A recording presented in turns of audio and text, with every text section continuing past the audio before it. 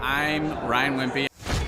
I went to a small private liberal arts college and got a degree in business, and I didn't learn anything like they're teaching here. I didn't learn linear workflows. I learned stuff that I'm not using, and I haven't been using for the last 9 years. So what they're teaching here is actually way better than what I got at business school. And I went what was actually ranked as a very good business school. The linear workflow for us and getting everything out on paper and documented is really important. Like we have workflows that are kind of all over the place, so having linear workflow and seeing that mapped out on multiple different boards is pretty awesome. That's really helpful for me. The atmosphere here is awesome.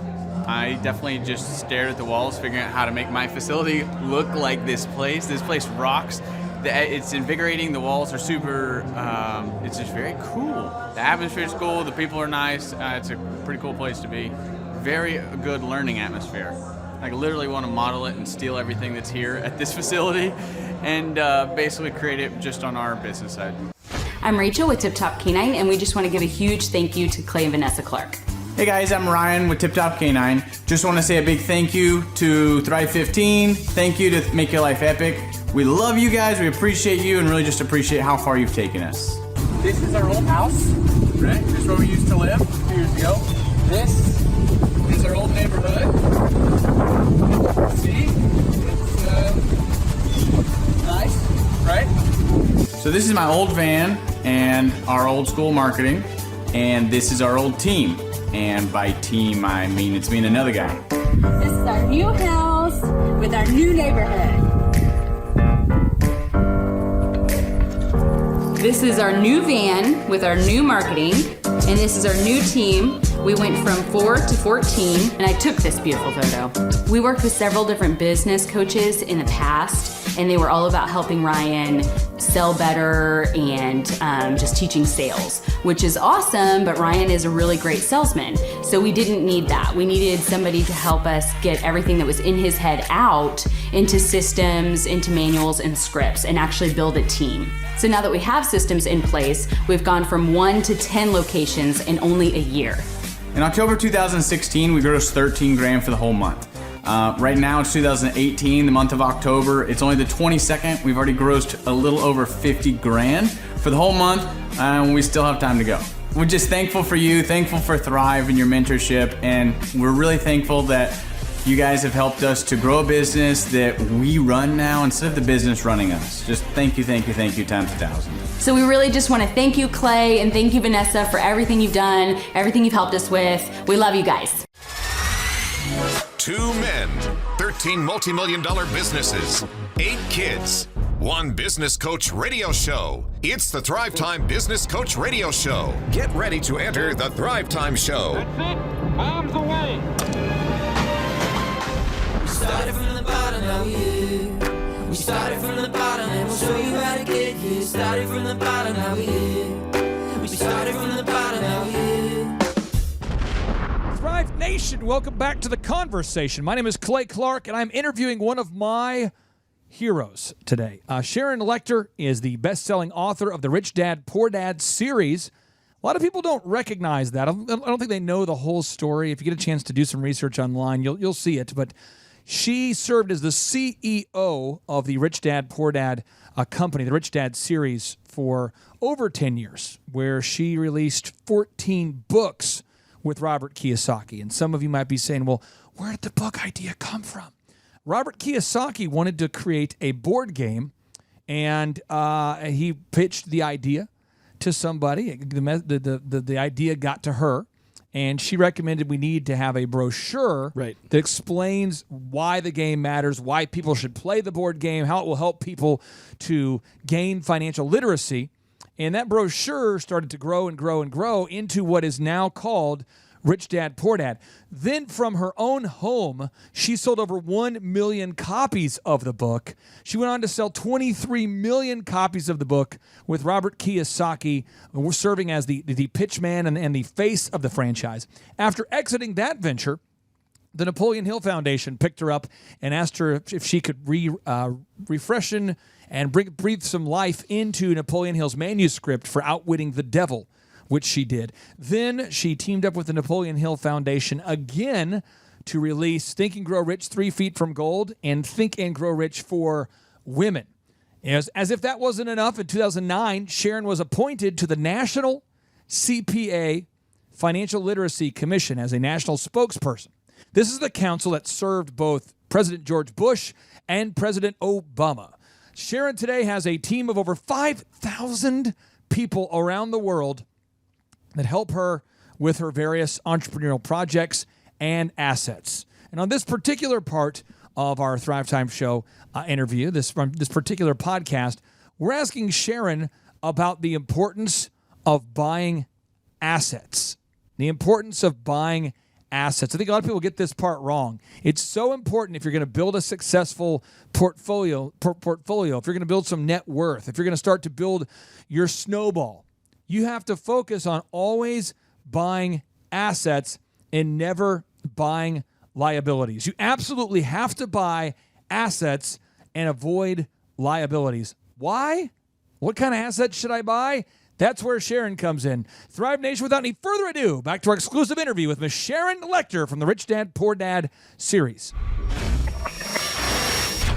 One of the things that you write about in your books is the importance of, as you start to grow that company, you want to focus on exclusively on buying assets whenever possible, buying assets and avoiding liabilities at all cost. Can you explain to the listeners an example of maybe some of the assets that you have, maybe the category types, because I think you can expose a lot of our listeners to the types of assets that are out there that people maybe aren't familiar with, and just kind of give us assets 101. What's an asset? What's not an asset? Just give us that asset 101. Well, for those of you familiar with the Rich Dad, Poor Dad, we talked about assets are things that put money in your pocket. Liabilities are the things that take money out of your pocket. Assets feed you, liabilities eat you.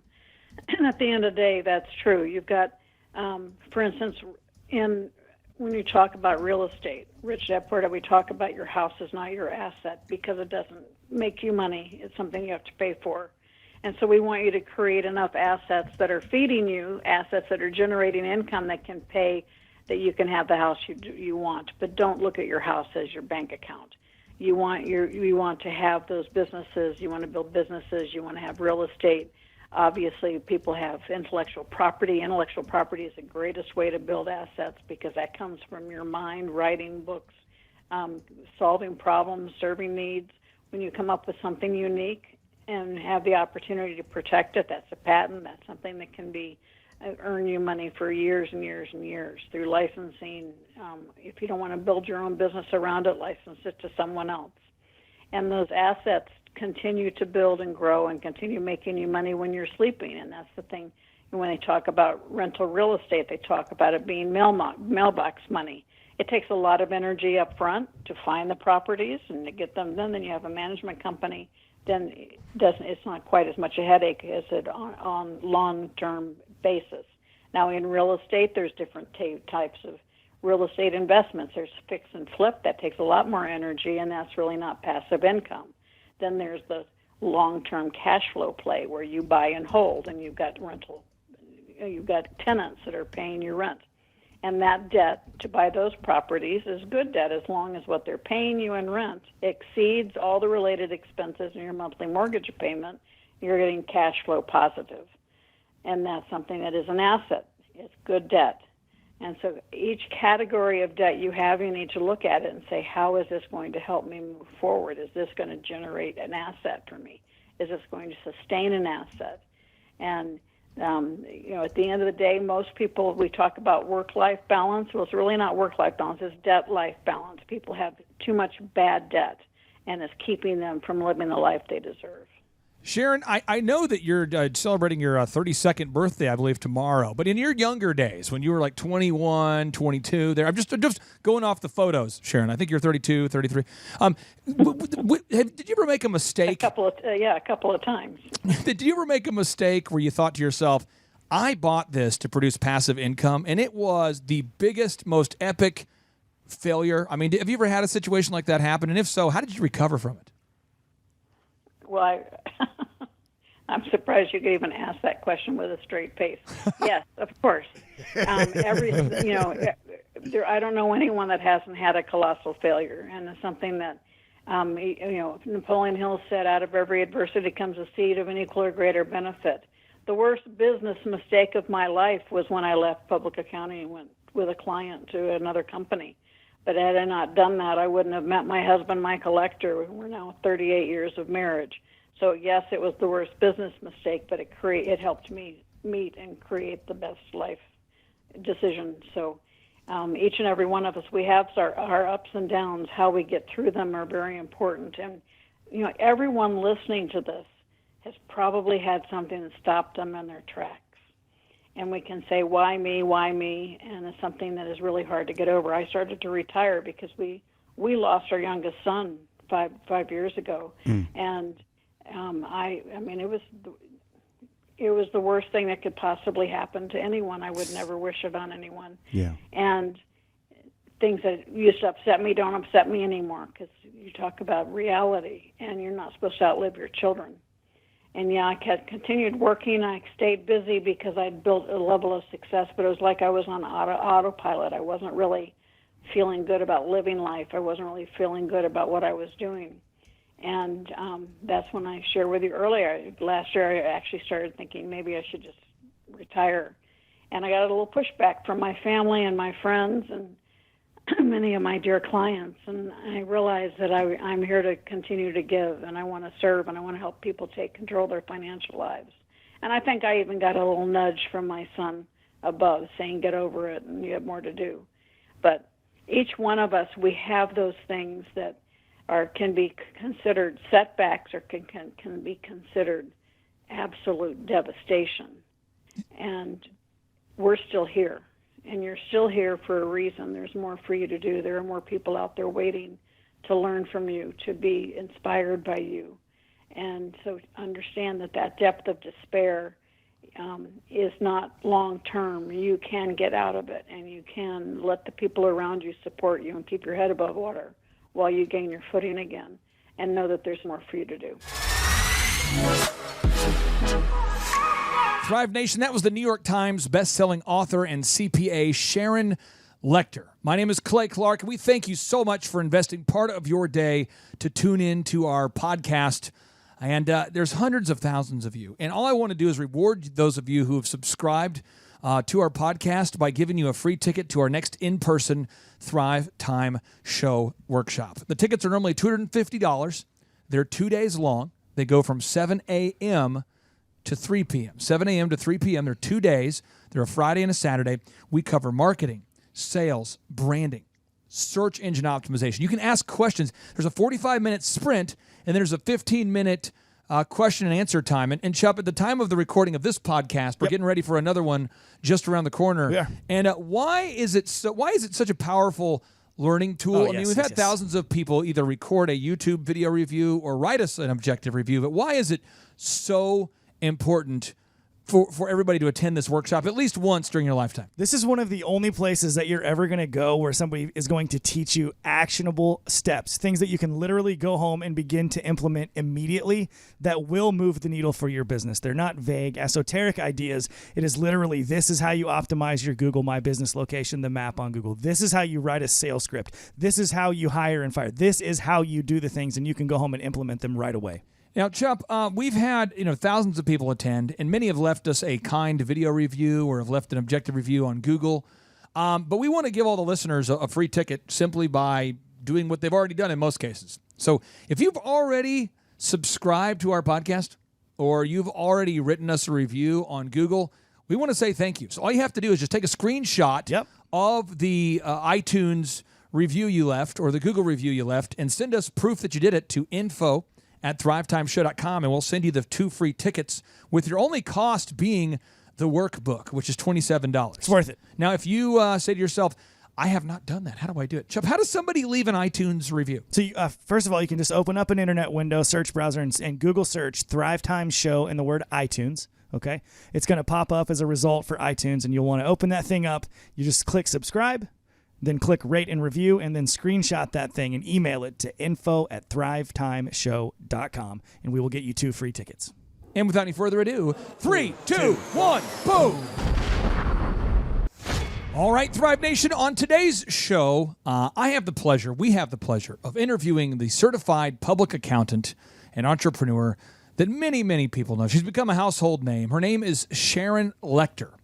You see, she is the CEO behind Rich Dad, Poor Dad. She's the lady who created the book with Robert Kiyosaki. I'm not sure if the listeners out there, if you're aware of this, but the whole Rich Dad, Poor Dad book series really started as a result of Robert Kiyosaki wanting to make a board game and Sharon Lechter writing an elaborate sales brochure that mutated or was changed and transformed into the book known as Rich Dad, Poor Dad. In fact, they sold the first 1 million copies of that book out of her home.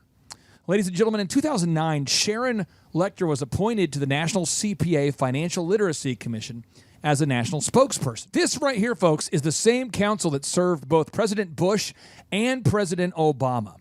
And Sharon today has a team of over 5,000 people around the world who help her with her various assets and entrepreneurial endeavors. And in her free time, she was approached by the Napoleon Hill Foundation to take the manuscript to a book that was written in the 1930s called Outwitting the Devil and to refresh it. So she's worked with the Napoleon Hill Foundation now to release multiple books, including Think and Grow Rich for women and Outwitting the Devil. Ladies and gentlemen, family and friends, without any further ado, it's my pleasure to introduce to you my friend, Miss Sharon Lechter.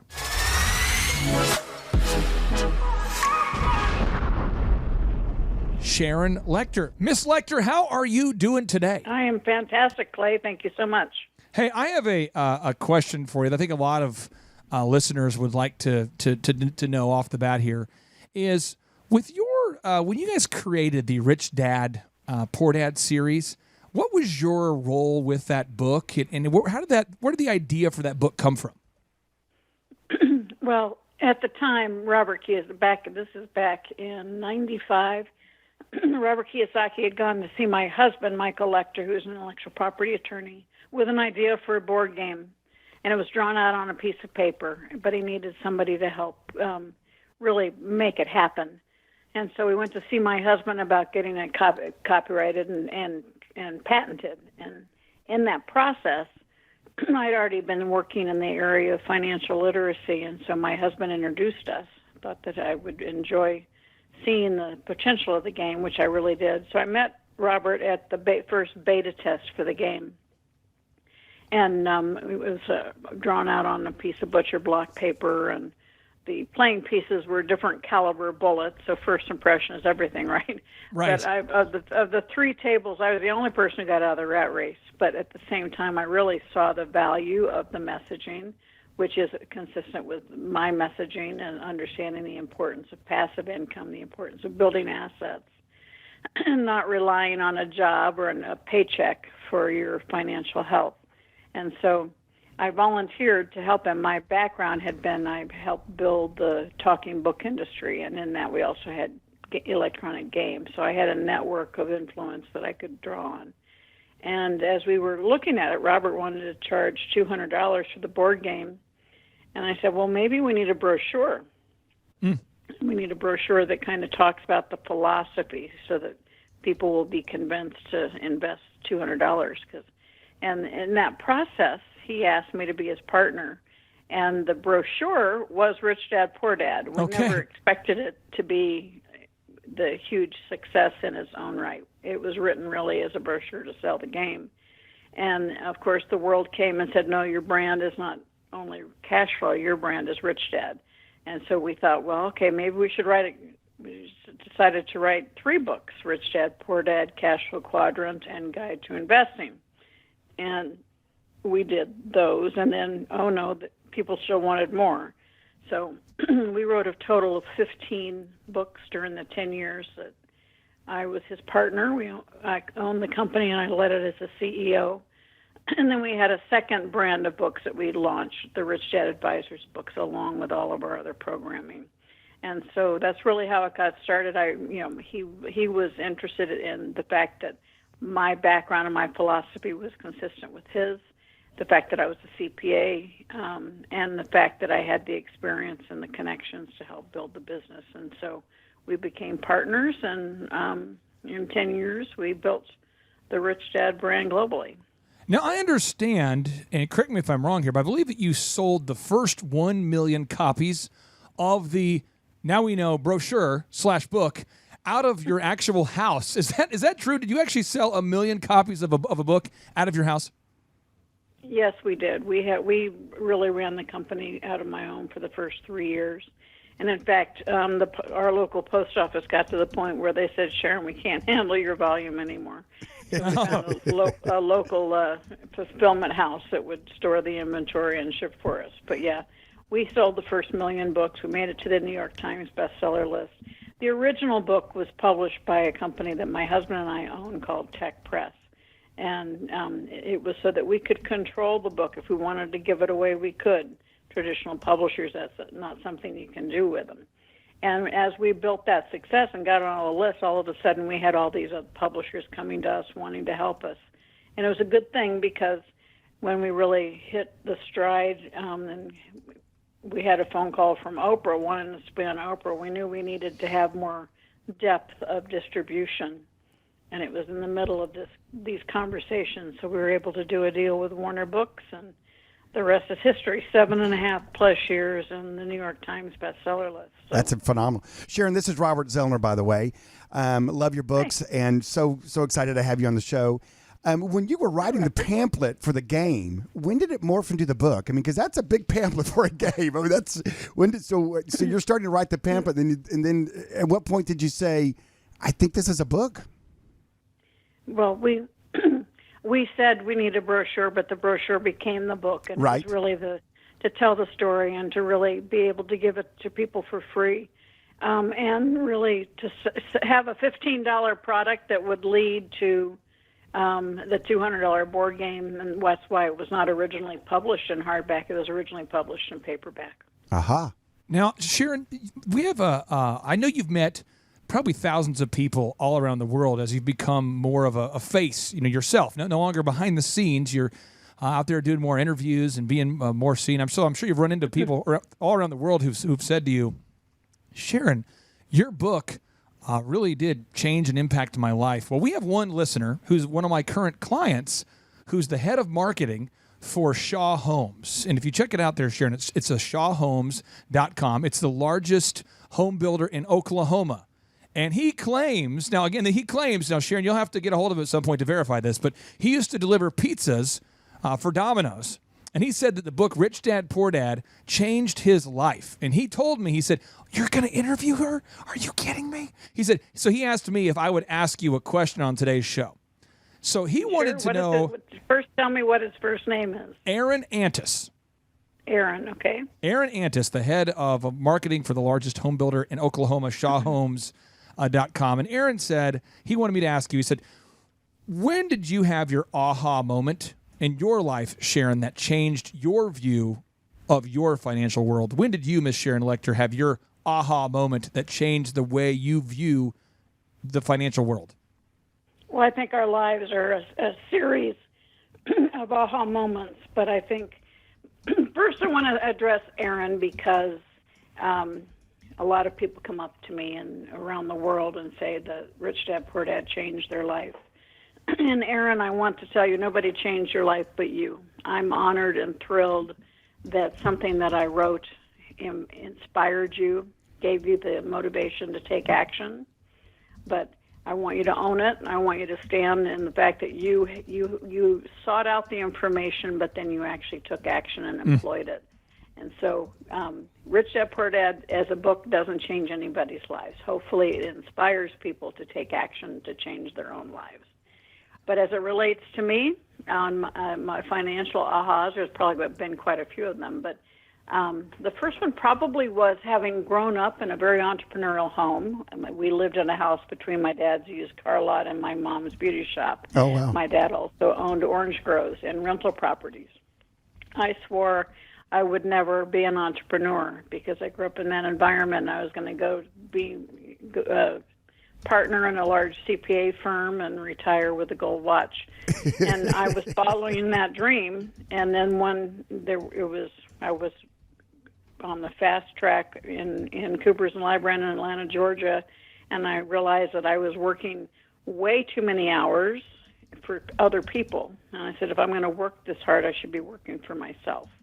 And that was in 1979, and that's really when the entrepreneurial bug bit me, and I've never looked back. So Now, Sharon, your father, now correct me if I'm wrong, I tried to spend a copious amount of time researching you so that I am well prepared, maybe some of the things that you hadn't talked about in some of your books. And I had read, or actually watched an interview that you did where you're talking about, I believe that your father only had a third grade education in terms of formal education. Yet he went on to teach the engineering school for the United States Navy. Is that accurate? Did I get that wrong? Is that correct? He did. He was born in the hills of Alabama. His father died when he was very young, and so he had no formal education past the third grade.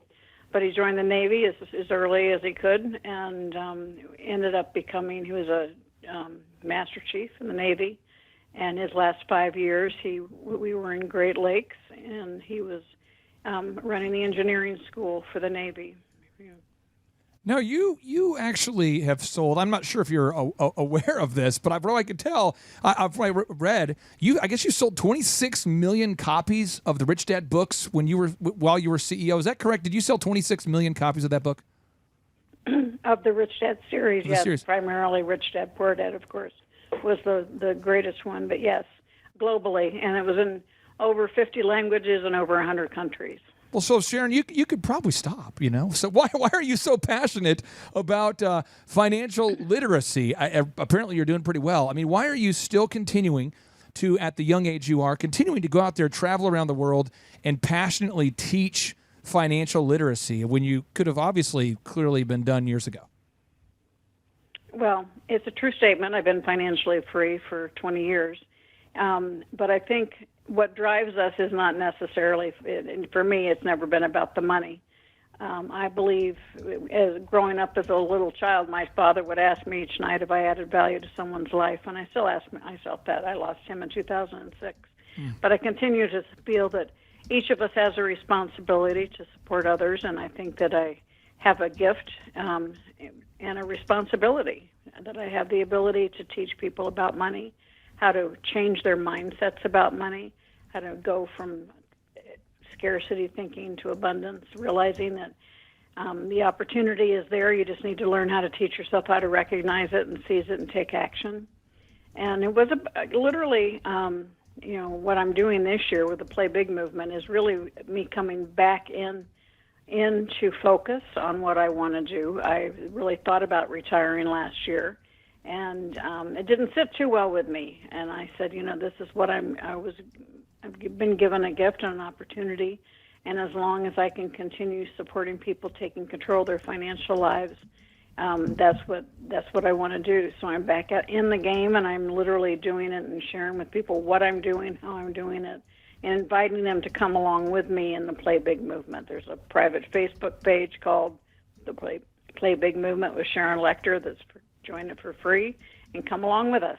Now, Sharon, we have another one of my clients based in Canada, and he actually is a CPA. His name is Josh. And Josh wanted me to ask you a question because he has an accounting firm that is designed to be very, it's designed to help their clients, steer their clients financially, not just pay their taxes. They're based in Canada. And he wanted to know, because he listens to our podcast all the time, he wanted to know, from your perspective as a CPA, where do you see most CPAs missing it when it comes to actually helping their clients? Not just teaching them theory, but where do you see most CPAs, or do you see CPAs missing it when it comes to helping their clients? Well, Josh, I appreciate that question because I applaud you for going the extra mile. And all CPAs are not created equal. And CPAs, you can fall into the category of being a service provider. Give me your stuff, I'll do your tax returns. Give me your financial records, and I'll give you financial statements. But a CPA has the opportunity to use their depth of experience of looking at multiple different companies and really become a true advisor to business owners or to individuals financially, and to help steer them in the right direction. All certified public accountants are not personal financial planners. They don't necessarily have that designation, but many of them do. And so to ask them and to sit down and have them walk you through your tax return, both as a business or as an individual, and to find out things that you should be doing or things that you should stop doing is very important. And I think many CPAs should do that. Many of them do, and others don't. So I applaud Josh for going the extra mile, because we bring to the table, my years of public accounting still are a huge benefit to me each and every day, because I saw how many companies did it right, but probably even more importantly, I saw the mistakes so many companies made. And it's a tremendous education, and being able to share that education through my books, through my games, through my mentoring, is a true gift for me. And so when you are a CPA, you have that experience, you have the opportunity to share that wisdom with your clients, and hopefully they all do, but I know not all of them do. Chup, right behind you there in the Man Cave Studios, there's a book on the top shelf. It's going to be the very, very top shelf, and you're going to see a book with all these Post-it notes coming out of it. I'd like if you'd take a photo of that or photos of that and share that with listeners on today's show notes. But before you do that, can you explain to the listeners what you're looking at there, what book that is? This says Guide to Investing, What the Rich Invest In That the Poor and Middle Class Do Not. Look at that book. It's Robert Kiyosaki with Sharon Lechter. And that book this thing looks like it could be a miniature version, maybe a small rural town's phone book. Pretty good size for a book.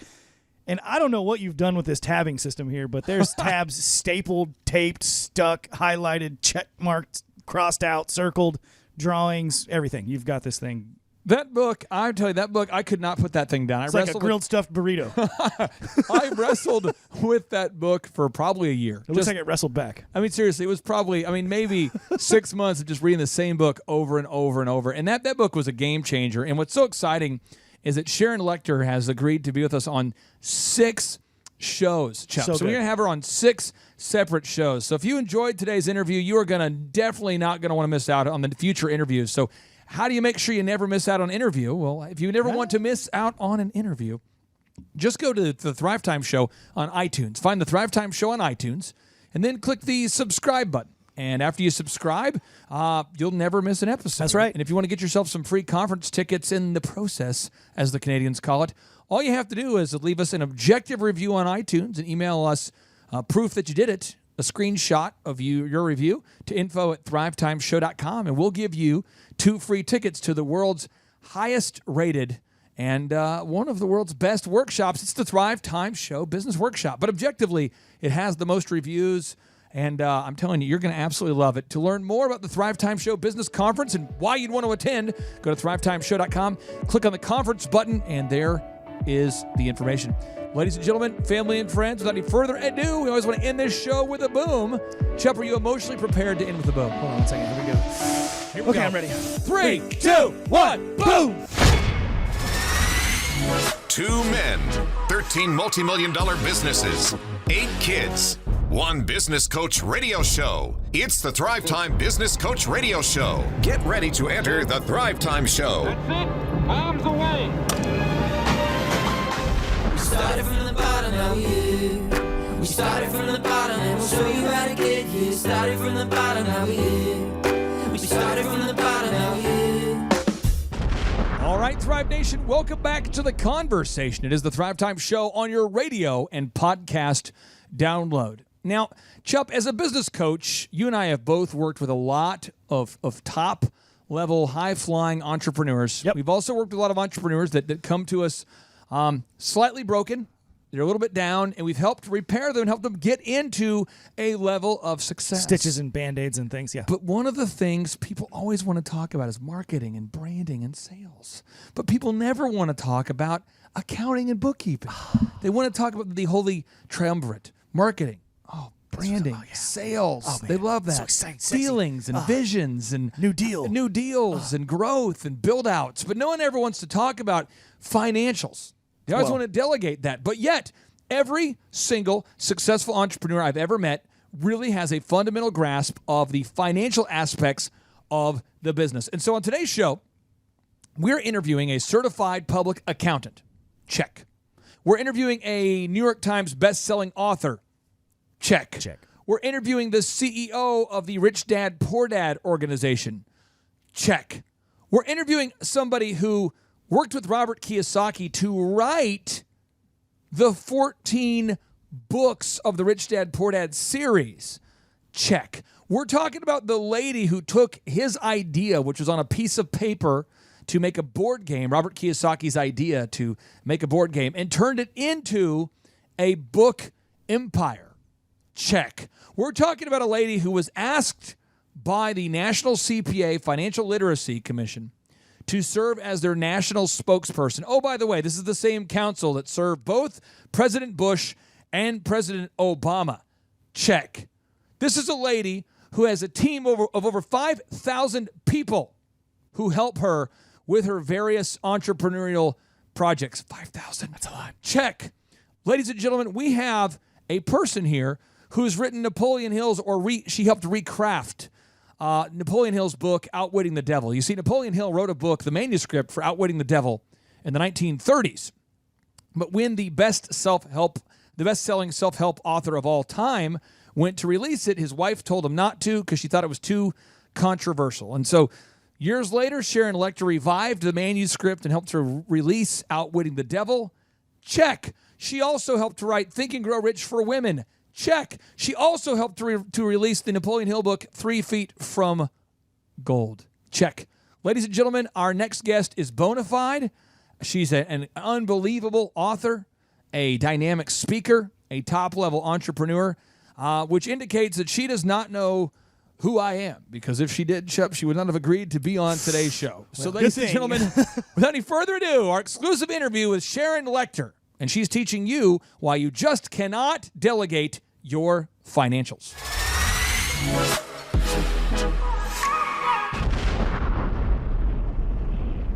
Now, as far as the financials, looking at the numbers, Sharon, very few entrepreneurs, we have a ton of people that attend our workshops. When they come to the workshops, and Dr. Z, you've seen this, people want to talk about marketing, the vision, sales, and then they want to go back to talking about the vision, marketing, and then sales. Then Sharon, sometimes they'll go back to the vision, and then back to sales, then back to marketing. and yet, but you have to know your numbers. And I've heard you talk at length about this, but I'd like for you to share with the listeners about why you can't abdicate your financials and why you can delegate them to a certain extent, but why you as the owner of the company have to be aware of what is going on financially. Can you coach us?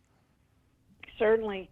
And I can't agree with you more. You do a webinar or a seminar on sales and you sell out. You do a webinar or a seminar on understanding your financials, and it's hard to get people in their seats. Kind of alone here. It doesn't sound exciting. Crickets. But at the end of the day, your numbers tell a story, and you're creating that story. And so if your story isn't going the way you want it to go, the sooner you know about it, the better. And so it's very important for entrepreneurs. And sometimes, you can't be the one doing the numbers because you want to focus on growing your business, but you need to make sure you have the right people on your team. But you always need to know your numbers, and you need to have a dashboard or something so that you're constantly on it. As I sit at my desk right now speaking to you, I have my accountants outside working on some things for me. They know that I need to, at any given time, I know what kind of accounts I have. I know what kind of money I have just because of my years of experience.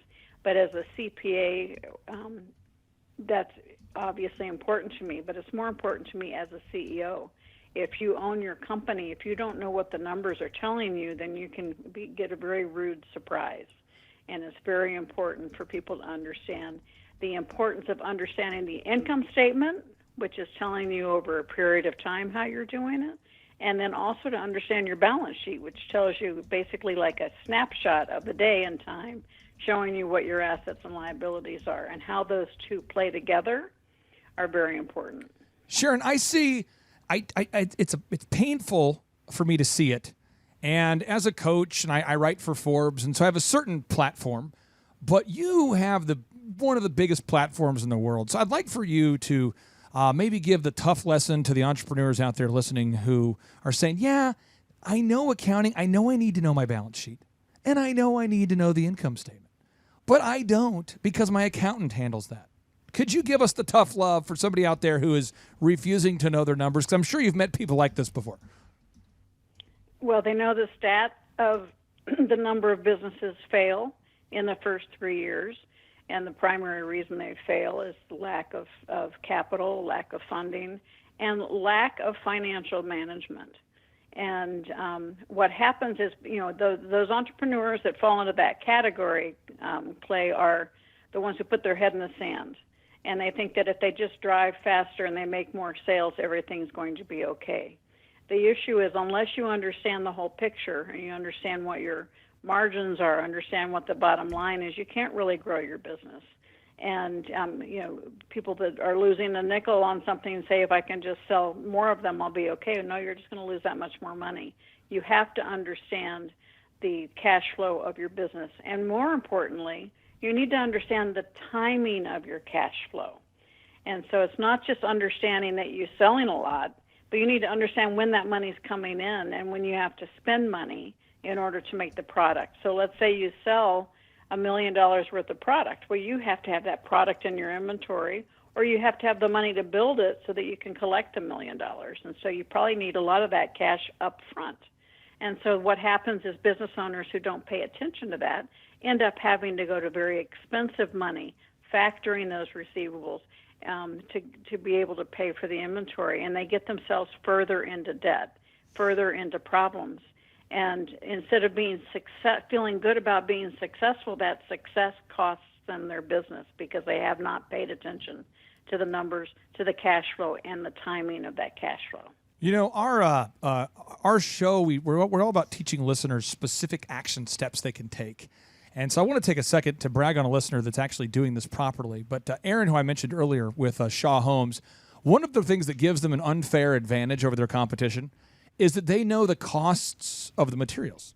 So like when the cost of plywood went up drastically recently, Sharon, they know that. And so they were able to quote the clients accurately, and they don't get to the end of when you finish the home, you close on the home, the new buyer moves into the home. They don't have to tell the buyer, oops, it's going to cost more money, and they don't run out of cash. So I'd like for you to put on a little mini seminar here about what we need to know about cash flow, because Shaw Homes knows cash flow. They know their expenses. That's why they can quote people a price and honor it. But their competition, if you go online and read the Google reviews, there are so many reviews by customers complaining about the bait and switch move. And I don't think people are, the other builders are dishonest as much as they just don't know their numbers. Can you talk to us about cash flow and just kind of cash flow 101? What do we all need to know? Well, Aaron's business is a perfect example of the timing of cash flow that I just mentioned, because you don't build a house overnight. And so they have to have the financing to get that house done, knowing that the payoff is in the future.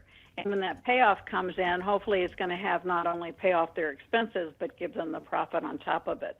And those expenses include all those materials you're talking about, but even more so, the labor of all the people on their team.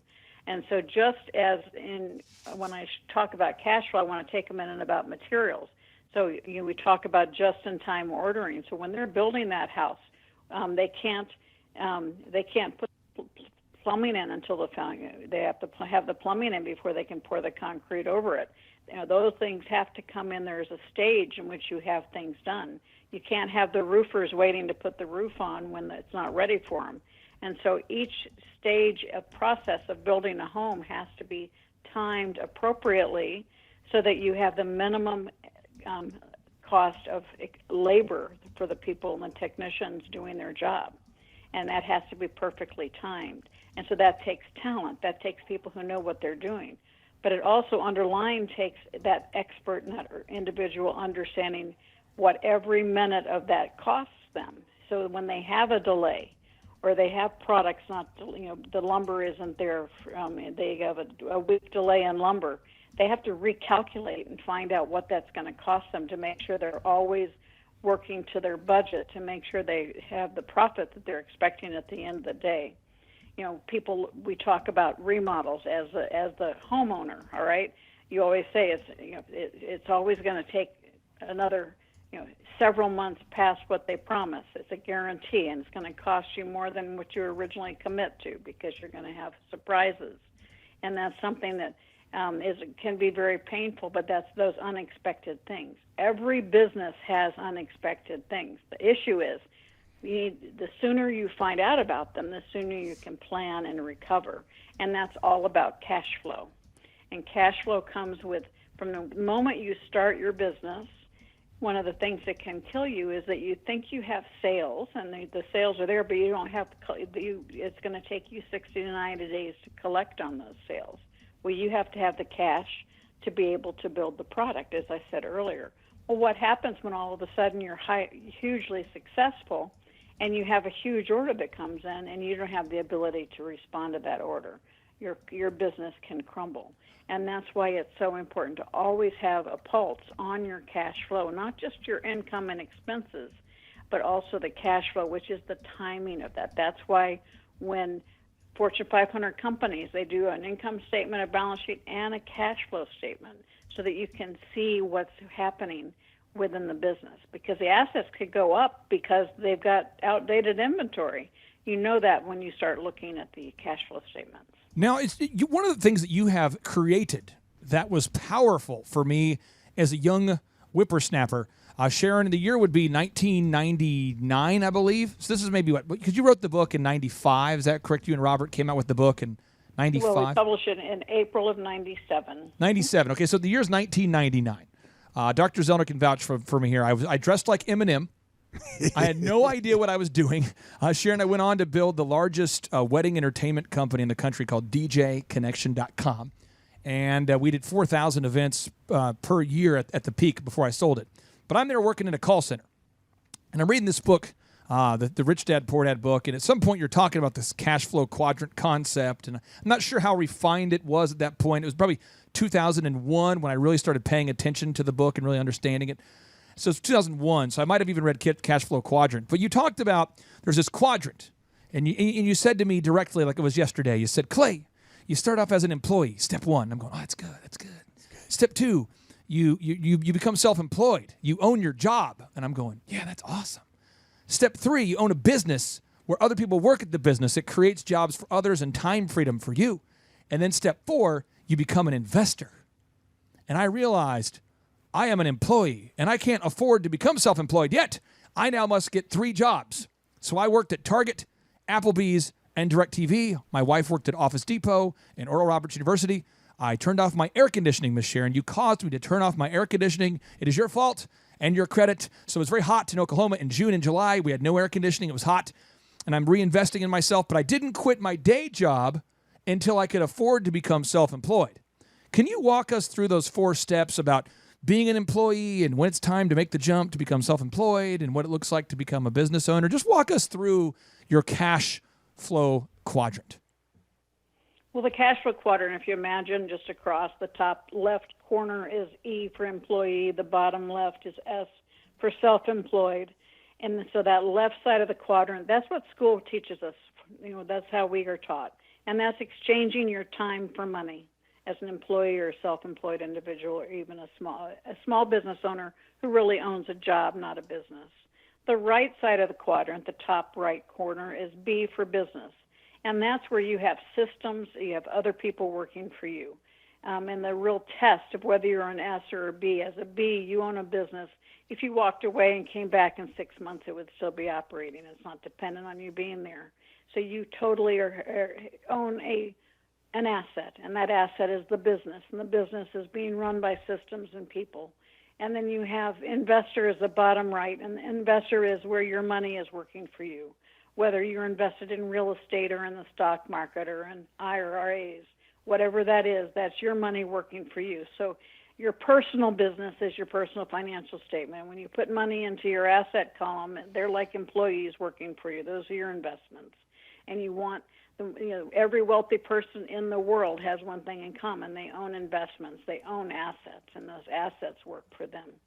So on the right side of the quadrant, school doesn't teach us how to be business owners. School doesn't teach us how to be investors. We learn that through the real-world education or through the world of hard knocks. And so as I sit here today on this phone call, I live in all four quadrants. The vast majority of my income comes as an investor and a business owner. But I'm still an employee of my own corporation. I still am self-employed. When I go out and speak, I get a speaker's fee. And that's the left side of the quadrant. But I want more and more of my income to come from the right side, because that's not me working for money, it's my assets working for money, business owners and investors. And so you don't have to be in only one. You want to be. Everyone wants to have money as investors that are working for you, and have a business owner. And if you own real estate, that's a business. You are in the business of real estate. So all of those things work together. And your ability to earn money on the left side as an employee or a self-employed person is finite. You only have so many hours, so many days in a week. However, on the right side, as a business owner and as an investor, your ability to make money is infinite. I think a lot of people get stuck there in that self-employed area where their ability to earn is limited. It is finite. They get stuck there. Why do people get stuck there, Sharon? You've helped people get unstuck in that area. What's that doom loop where people are stuck in that self-employed area? Well, I think a lot of times you start getting so busy working in your business, you forget to work on your business. People feel like they have to do everything on their own. They don't bring in the talent to help them grow their business. I mean, in order to be able to go from a small business to a big business, you have to have systems. And when you do everything yourself, it's going to be hard to grow, and nobody's going to ever be doing it exactly the way you want to. But if you create the systems, obviously we can think of the most perfect example, McDonald's everywhere. The owner is not there. It's run by teenagers, and it's done that because the systems are so ironclad that all that somebody has to do is follow the systems. And that's the ideal of going from a small business to a big business. A big business has systems, and you manage the systems, not necessarily the people. And you have people working for you, your systems are working for you, other people's money. And that's what really gets you out of a small business to a large business. Now, maybe as a small business, you're a doctor or you're a lawyer. So how do you do that? Well, you hire other doctors or other lawyers, and you start building a practice around it, and so that you have the ability to earn, have systems on how the operations are being handled, and other people, and you make a percentage off the other doctors and lawyers. You're taking the overhead and your ability to grow and leverage. In order to, you might have a very successful small business, but a successful small business can only scale and therefore be sustainable if it has systems. I feel like the systems involve checklists, processes, workflows, and Sharon, there are things that they're so boring. I mean, they're not vision. They're not sales. They're not marketing. I mean, the systems thing, I'm kind of a sick freak in that I actually enjoy making systems because I like the result, and I think I also just like the process of making systems. But I think a lot of people get stuck in that rat race, and they're not even looking for a way out. Why do you feel like a lot of people get stuck and they're not even, I think people will come up to you at a seminar, they're 45 years old, and they've been stuck in the rat race for 20 years, and then it just occurred to them for the first time at your seminar that it is possible to get out of the rat race. Why do you think people don't even try to get out of the rat race? Is it just they don't know, or they're overwhelmed, or what? You've seen it probably more up close than I have. Why do you think a lot of people get stuck in that rat race? Well, sometimes we get in a world of comfort, and that comfort turns into complacency. And even though we're not where we want to be, we're able to pay our bills, and we can put our head on the pillow at night, and we end up just getting too comfortable. And what happens is a lot of times we have a crisis, and we get thrown into chaos, and we end up having to become creative again, and that gives us the ability to have a bigger vision. And that, the whole concept of understanding what's possible. And I think, a huge issue is your environment. Are you hanging out with other people that are in that same category, people who are just getting by, people who are on the rat race? And if that's the environment you're putting yourself in, then it seems normal right? If you want to get out of that environment, then you need to put yourself in an environment with people who are really striving for success, because they can help you. And most of the time, school certainly teaches us to do it on our own. And so, we come out in the business world and we think we have to do everything on our own. And it's so important that we realize that you have the right people around you, the right team, the right peer network. We have the opportunity to really grow more quickly. The right mentor. Mentors are priceless because they've been successful where you want to go. And they can help speed your way to success by opening doors, steering you around the pitfalls. And there's a difference between a mentor and a coach. A coach may not have that success, but they know what you want to do, and they can help you be accountable and make sure you stay on track. All right. And now, ladies and gentlemen, I'm going to bring up my good friend Ryan Wimpey, and his dog, Odin. This dog has the ability to eat me, so I'm sort of concerned. I'll pass the mic to you. And, Odin, you can have your own mic if you want, whatever you want, Odin. Okay, I'm a little bit afraid of Odin. Hi, I'm Ryan Wimpey. And I'm Rachel Wimpey, and the name of our business is Tip Top Canine. Our business is a dog training business. We help people with behavioral issues and teach their dog how to listen. When I was learning to become a dog trainer, we didn't learn anything about internet marketing or advertising or anything at all. Just dog training. And that's what's so great about working with Clay and his team, because they do it all for us. So that we can focus on our passion, and that's training dogs. Clay and his team here, they're so enthusiastic. Their energy is off the charts. Never a dull moment here at Thrive. We've been working with Clay and his team for the last 5 months, 2 of which have been our biggest months ever. 1, our biggest gross by 35%. Clay's helped us make anything from brochures to stickers, new business cards, new logos, scripts for phones, script for email, script for text message, scripting for everything. How I would describe the weekly meetings with Clay and his team are awesome. They're so effective. It's worth every minute. Things get done. We'll ask for things like different flyers, and they're done before our hour is up. So it's just awesome, extremely effective. If you don't use Clay and his team, you're probably going to be pulling your hair out, or you're going to spend half of your time trying to figure out the online marketing game and producing your own flyers and marketing materials, print materials, all the stuff like that. You're really losing a lot as far as lost productivity and lost time, not having a professional do it. It has a real sense of urgency and that actually knows what they're doing when you already have something that's your core focus that you already know how to do. You would also be missing out with all the time and financial freedom that you would have working with Clay and his team. We would recommend Clay and his team to other business owners because they need to be working on their business, not just trying to figure out the online game, which is complex and changing daily. So no one has a marketing team too. Most people don't. They can't afford one, and their local web guy or a local person that they know probably can't do everything that a whole team and a whole floor of people can do in hours and not just weeks or months. There's a definite sense of urgency with Clay and his team. I used to have to ride other web people, really ride them to get stuff done, and stuff is done so fast here, and there's a real sense of urgency to get it done. It's great. Hey, I'm Ryan Wimpey. I'm originally from Tulsa, born and raised here. I've definitely learned a lot about life design and making sure the business serves you. The goal setting, well, it's not like it's somewhat basic stuff. Making sure we have different goals for every part of your life is super important. Also, the linear workflow. The linear workflow for us and getting everything out on paper and documented is really important. Like we have workflows that are kind of all over the place, so having linear workflow and seeing that mapped out on multiple different boards is pretty awesome. That's really helpful for me. The atmosphere here is awesome. I definitely just stared at the walls, figuring out how to make my facility look like this place. This place rocks. It's invigorating. The walls are super, it's just very cool. The atmosphere is cool. The people are nice. It's a pretty cool place to be. Very good learning atmosphere. I literally want to model it and steal everything that's here at this facility and basically create it just on our business side. Play is hilarious. I literally laughed so hard that I started having tears yesterday. And we've been learning a lot, which, we've been sitting here, we've been learning a lot, and so the humor definitely helps. It breaks it up.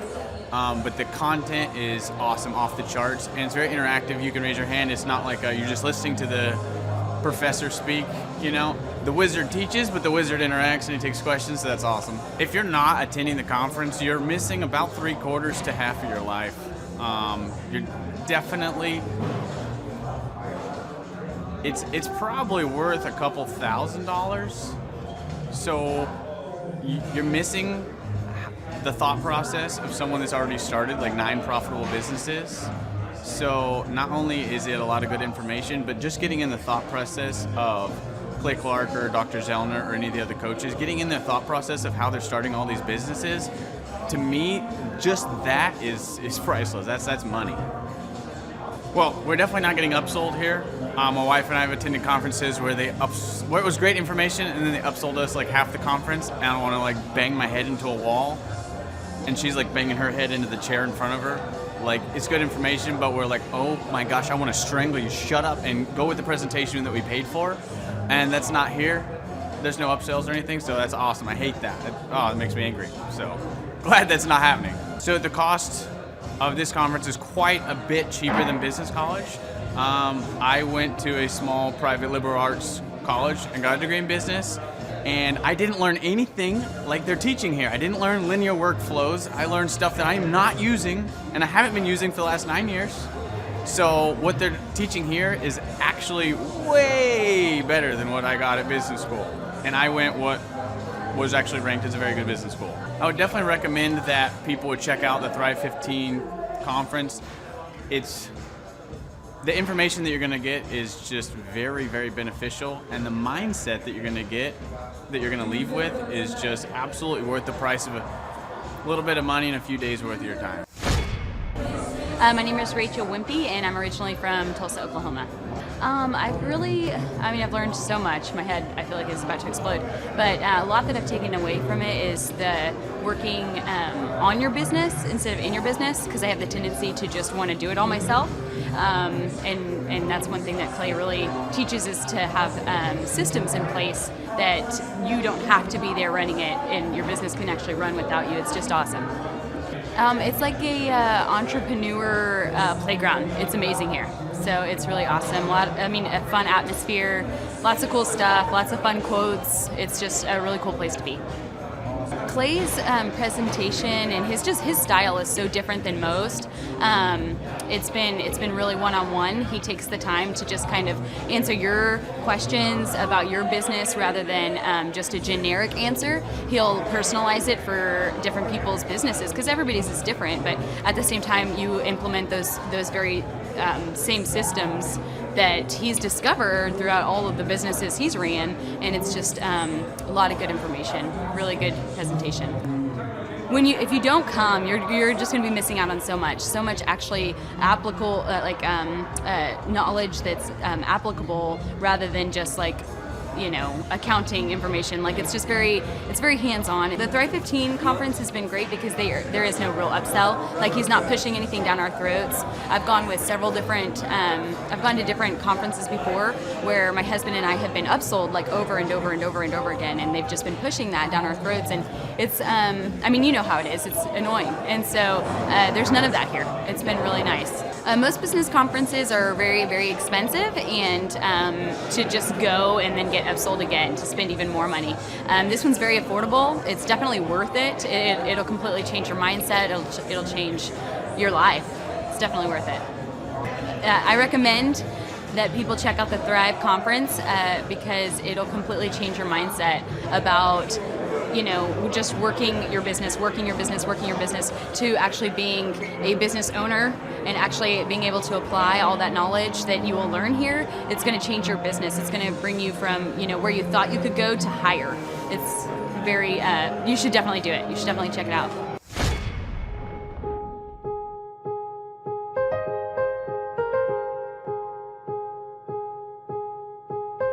I'm Ryan. I'm the founder of Tip Top Canine, and this is my wife, Rachel, and I'm the co-owner of Tip Top Canine.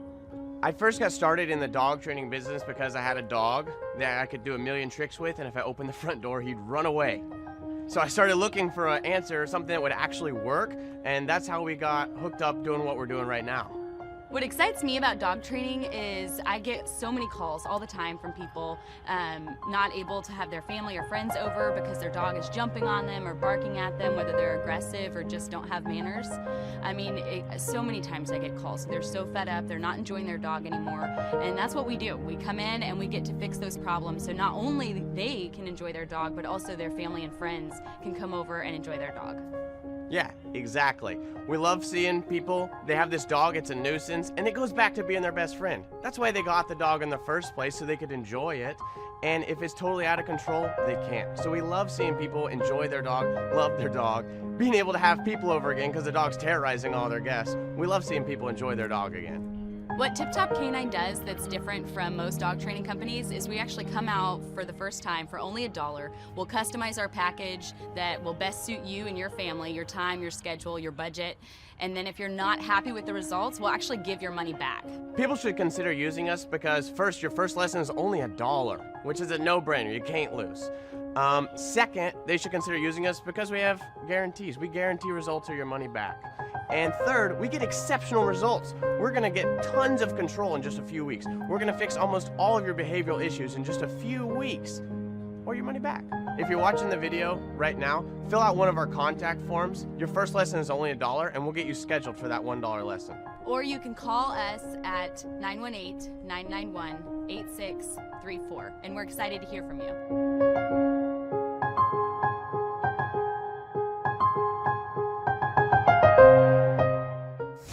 The location in Southlake, Texas, probably 15 miles from here, where we're at right now.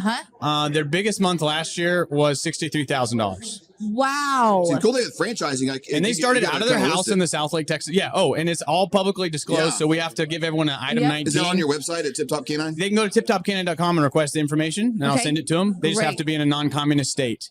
I can't send it to the communist states like California, New York. Okay. Outside of that? Outside of that. So, we have people that did it completely owner-operator. They just want to do it by themselves out of their house. And they're able to do 12 to 18 grand a month gross just by themselves. No real business, just doing it, loving what they're doing. That is remarkable. Training dogs, doing what We've you had love. multiple people leave six-digit incomes, salespeople, mortgage broker, graphic designer to come do it. And it's so rewarding. Like people wake up passionate about what they're doing. It's awesome. You know, Thrive Nation, years ago, I had a young lady in my office by the name of Kat. And Kat was a graphic designer, and I was working with a client that was training dogs. So if you can picture this, folks, I'm working with a company that's training dogs, and I have an employee by the name of Kat. And Kat asked me, she said, Clay, with this Tip Top Canine business that you're helping to grow and franchise, I'm seeing the growth. I might be interested in opening a Tip Top Canine franchise. And that's kind of how that conversation went, is how I can remember. But I wanted to interview the man married to the cat, Adam Stockdahl. Welcome on to the Thrivetime Show. How are you, sir? Oh, doing great, Clay. Always good to talk to you.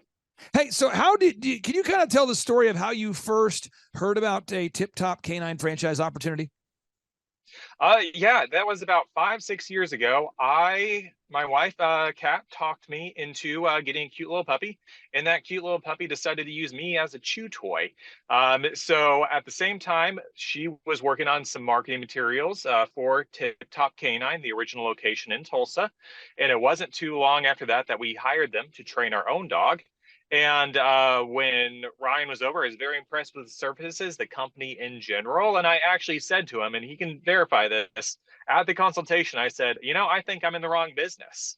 So 6-7 months later, when I heard through you that they were looking to expand through the franchise model, it wasn't too hard of a decision for me to say, sign me up. Now, you own the Tip Top Canine franchise. What are the territories that you own at this point, the cities or the territories that you guys have rights to? Yeah, so we have 4 main service areas, all within the Dallas-Fort Worth area.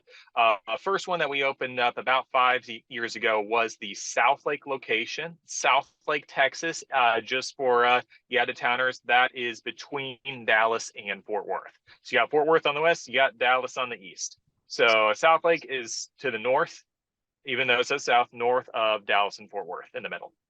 And before becoming a Tip Top Canine franchise owner, you were in the mortgage business. Is that correct? That is correct. And so my understanding is after, I know you guys asked me a lot of questions about it. I know your wife asked me a lot of questions about it. You guys met with Ryan and Rachel and you decided to move forward. Could you kind of explain what those 6 weeks of hands-on training was like? Because for somebody out there listening right now that's maybe thinking about buying a Tip Top Canine franchise, and they should know, what that experience was like. What were those first 6 weeks of hands-on dog training like? Yeah, Clay. So Tip Top Canine has a training service that they call Doggy Boot Camp, where they take your dog and train them intensively for several weeks. And then they come back different and better dog. I'd say it's the exact same way, the same process the franchisees go through. It's definitely a boot camp. It is morning to night. It is 6 days a week.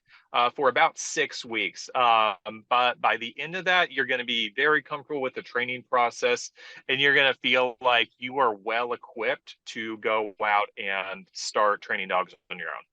So you did this, and Rachel and Ryan, I mean, I feel like they do a great job training people on how to train dogs, and Ryan does a really good job teaching the sales aspect of it, and you do a great job because you come from a sales background. So you're down there in Texas now.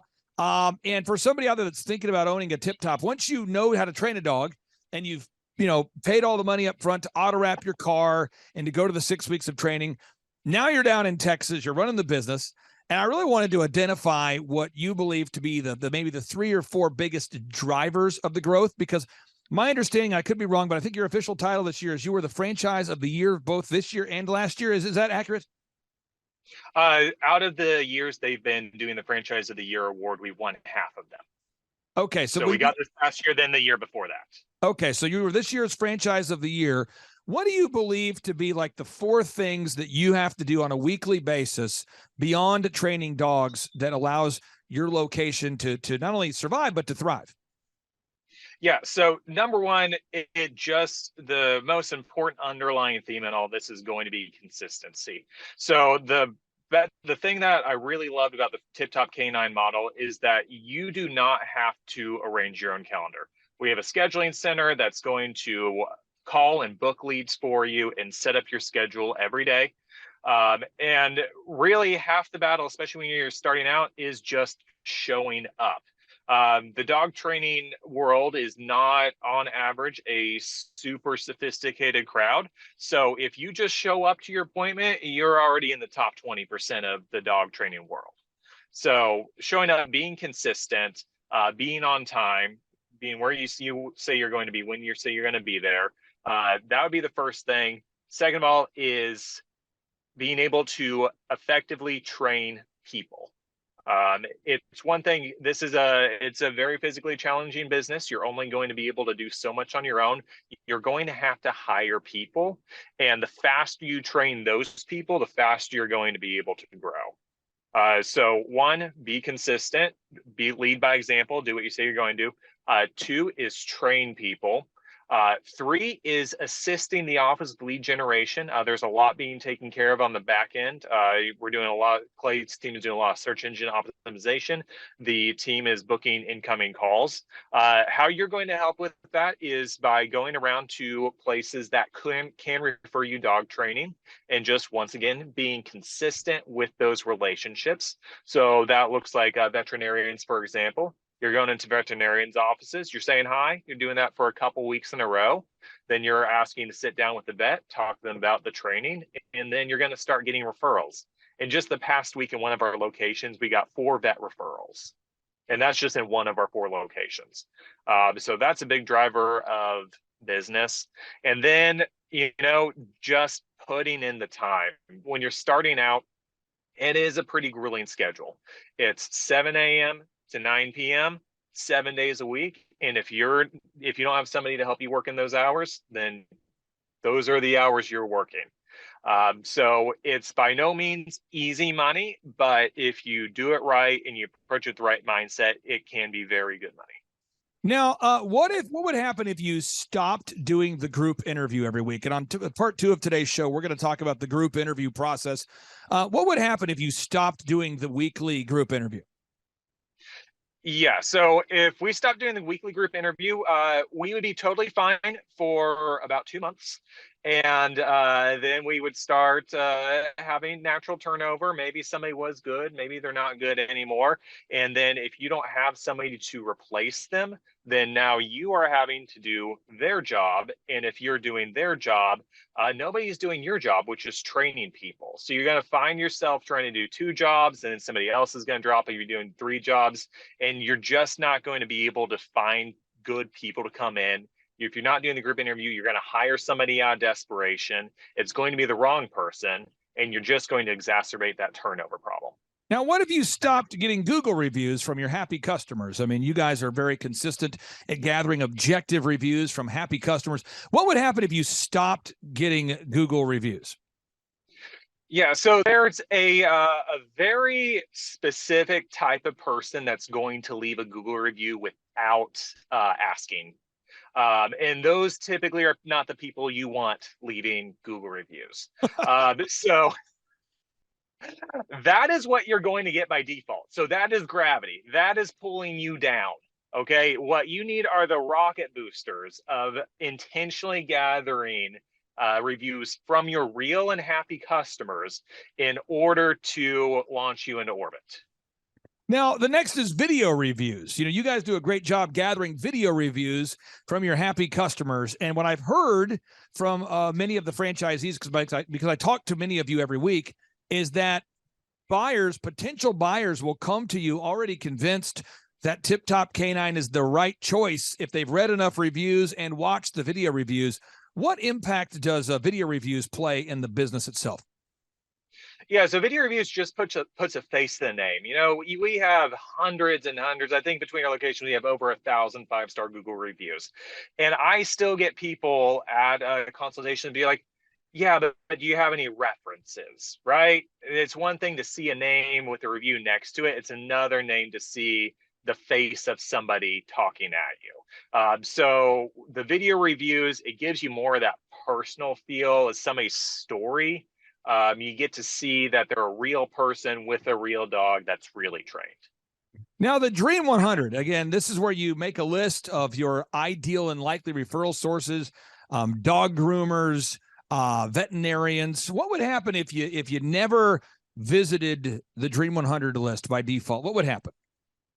Yeah, sure. There's a lot of people that are going to find you online on Google. If you get all your reviews and you have good search engine optimization, you're going to dominate the search results. There is a significant portion of your market that just isn't relying on Google for this type of thing. So people really love their dogs. It's a very emotional topic. So with emotional topics, people are talking to their friends, other people they trust. Veterinarians are a big source of trust. So if you are not getting those veterinarian groomer referrals, you're not aligning yourself with these authorities in the space, then those people are just never going to hear about you because it doesn't even occur to them to go online and search about this because they're going to ask their vet who to go through. Now, both you and I are very efficient individuals, so we typically, when we hop on a weekly coaching call, I mean, if it needs to be longer, it's longer, but it's usually like a touch point, like a 10-minute, like let's make sure things are not drifting. How important is it to have somebody like Andrew who's following up every week just to make sure that, you know, videos get uploaded, that the ads are running? How important is that weekly call to keep things running? Yeah, I mean, there's really no substitute for it. I mean, you check on things you care about, right? And I care about the business, so that's just our time to really make sure we're being accountable for our portion of things. Accountability is a huge part of this because yeah, it's easy to just get busy and let these things drift over time.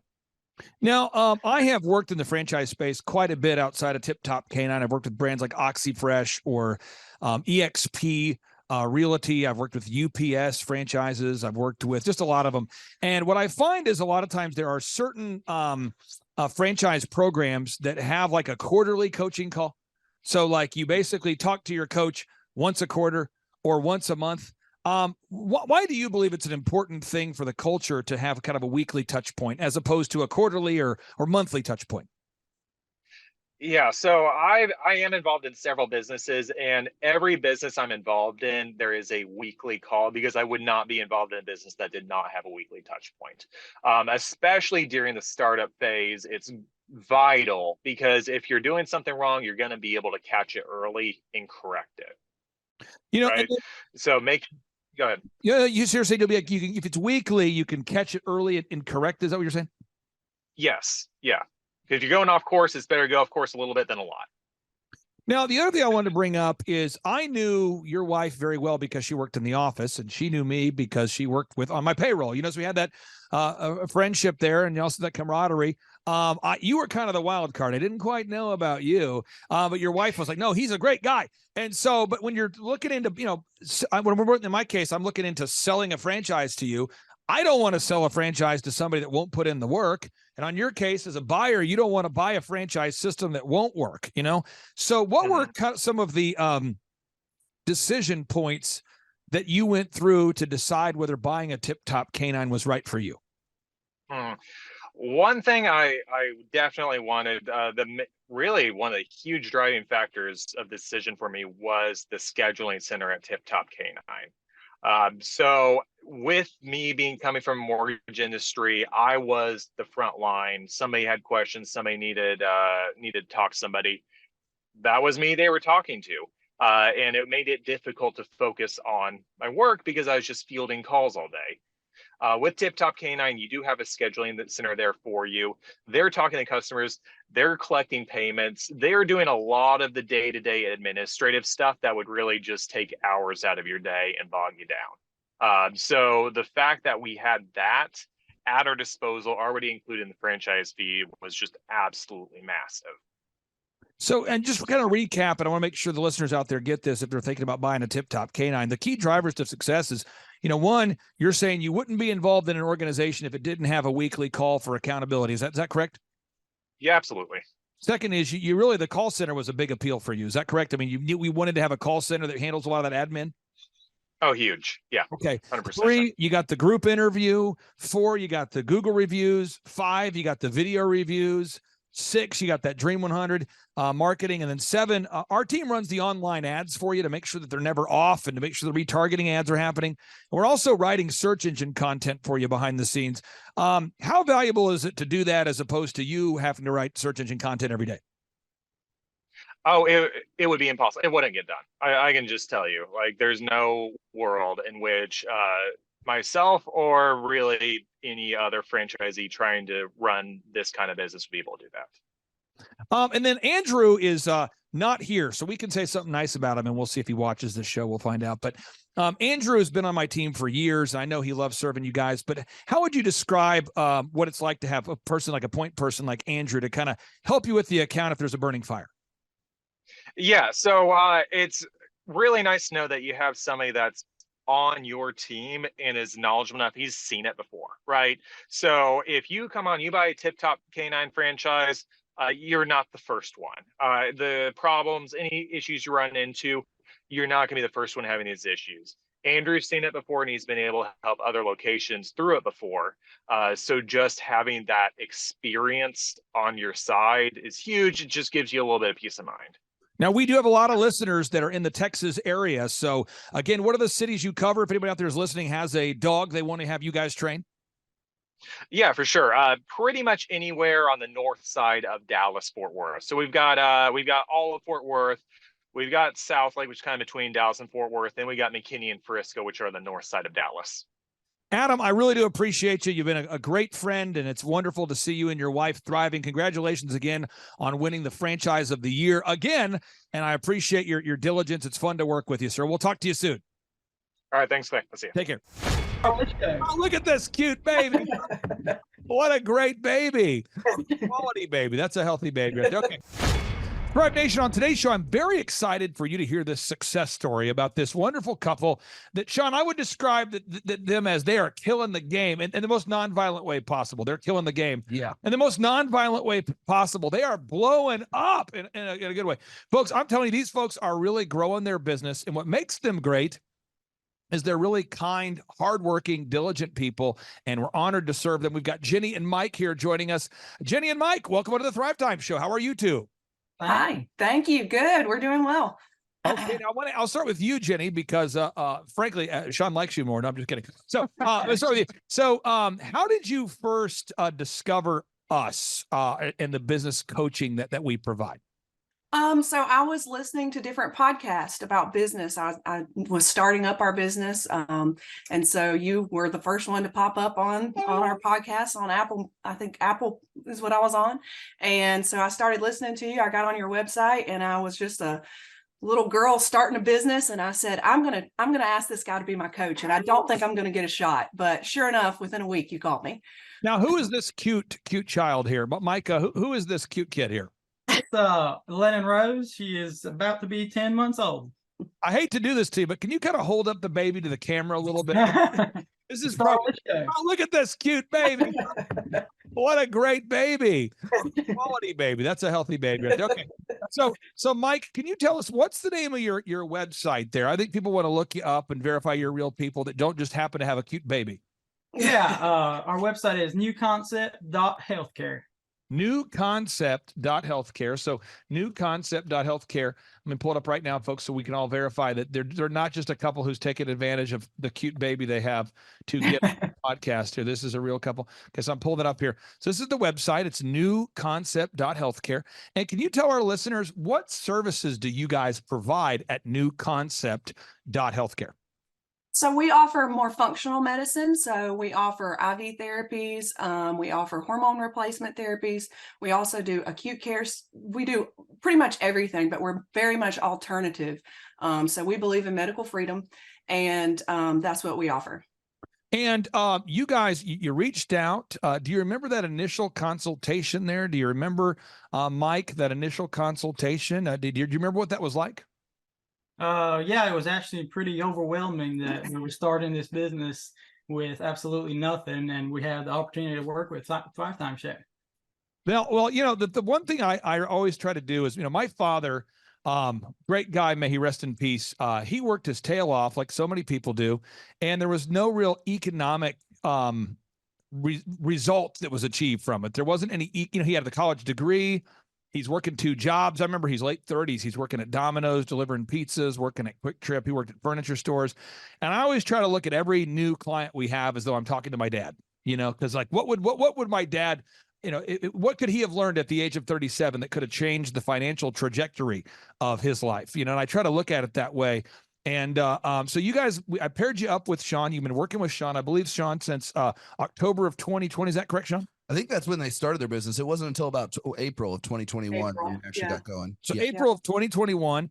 And at that point, from that point to now, Sean, how much of growth have you guys achieved from 2021 to now? Do you know that number? Yeah, I mean, we're sitting at 2023 revenues were 821,000, and they're in October of 2020. Like they only had a few months, but they made about 95,000 by the end of 2020, and then we grew significantly that first year to about 375% to 588,000, and we continued to grow there ever since, all the way up to where we're getting close to the $1 million mark at this point here, just like 3 years in. Jenny, how would you describe the growth? Would you say you've doubled? Are you 5 times larger? How would you describe that? Oh no, I definitely feel the growth. There's been some growing pains, and you guys have helped us through that too. So it's been amazing. It's been amazing to help people, because that's what I'm passionate about. And you guys have really helped us expand and tell people what we're about. So step one here, we do this with all the clients. I'm gonna walk people through the steps. We really needed to nail down your branding, and that's a big thing, because you know branding is to humans what clothing is. So as an example, you know, you wake up today, folks, if you run around and you're streaking through life, you're probably not going to get a lot of conversations started. So we all have to be intentional about, you know, what are we going to wear? Are we going to wear a tie? Are we going to wear a polo? Are we going to do makeup? Are we not? So people, they judge us based on our appearance. And so we really had to get a website built. We had to optimize the online brand. Jenny, we do it all included for our clients, so we don't refer you to another vendor. We do it all. Can you talk about the impact that has made on the business? Oh, for sure. Just the website itself, it looks so great. We would have never been able to make it look that great. The way y'all optimize everything and keep us, with Google, just where people search us and that we're the first people that come up. And that's actually how we've established our business and started offering some of the things that we offer is because of the tags that we have. I didn't originally start off as doing IV therapy, but due to people Googling, healthcare functional medicine, I had 3 phone calls in a week that said, "Hey, do you offer IV therapy?" And it was very interesting. And I was like, well, no, but I can. And so it was because of you guys that kind of snowballed and took effect. So yeah, there's a lot that you guys have done for us. Now, Sean, when working with these wonderful clients here, I'll pick on Mike here. You always say great things about Mike and Jenny. You're always, what makes them good to work with? Because I want to make sure for anybody out there, if you go to thrivetimeshow.com, I consistently offer a free 13-point assessment. I've been doing that since 2005. I do it without reservation. There's no obligation, but there's usually about 1 to 2 knuckleheads a week that will fill out the form and probably 20 really great people that fill out the form. And then we only take on 160 clients. And so I don't want anyone to waste their time. What makes Mike so great to work with? Well, Clay, I mean, when I first started coaching, you taught me about these 2 types of business owners. There's the happy hopers out there, and then there's the diligent doers. And I think these guys are a great example of the diligent doer. They continually apply effort to work on their business, not just in their business.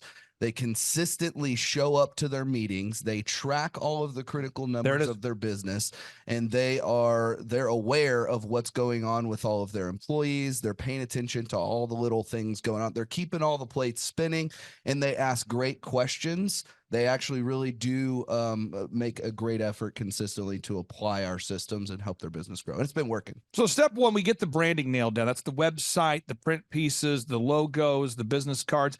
But then you have to develop that online reputation. Now that could be a tough thing to do, Jenny. And I'll just, this isn't a backhanded compliment. I'm just saying, but for people that are humble and very kind, of which I would put Jenny in that category, sometimes asking for reviews is more difficult because you almost feel like you're self-promoting. I've never had this conversation with you, but has that been difficult for you to ask people to give you video reviews and Google reviews after you provided the service, or was that easy for you to do? It's not easy. It still isn't easy.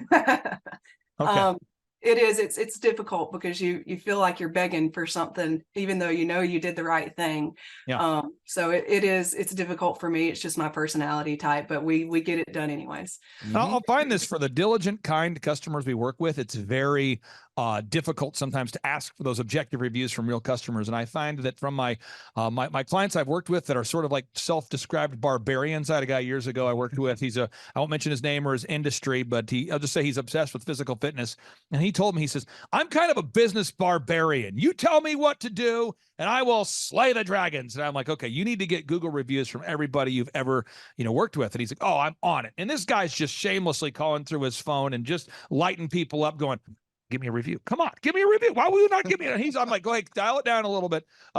So again, you guys are humble, diligent doers. You're the ideal person here. So I appreciate you sharing that. The next thing we had to do is we had to create a no-brainer. Now, a no-brainer is an offer so good, so amazing that people simply cannot say no to it. Now, I won't mention the name of the company, but I worked years ago, and I still work with this company. They're a medical company. They're doing well now. And for whatever reason, they put on their website, first initial consult, $497. And he went to one of these like borderline spiritual motivational conference things where Jesus isn't described, but they kind of talk about metaphysical alignment and getting your woo-saw, getting in your groove, alignment, no friction. and he came back and he's like, "Clay, I believe in the 7th, the number of completion." I go, I agree. He says 4 is the number that's urgent. I'm like, okay. 9, and I go, "What?" He's like, I don't want tire kickers. So I'm going to do $497 for my first consult.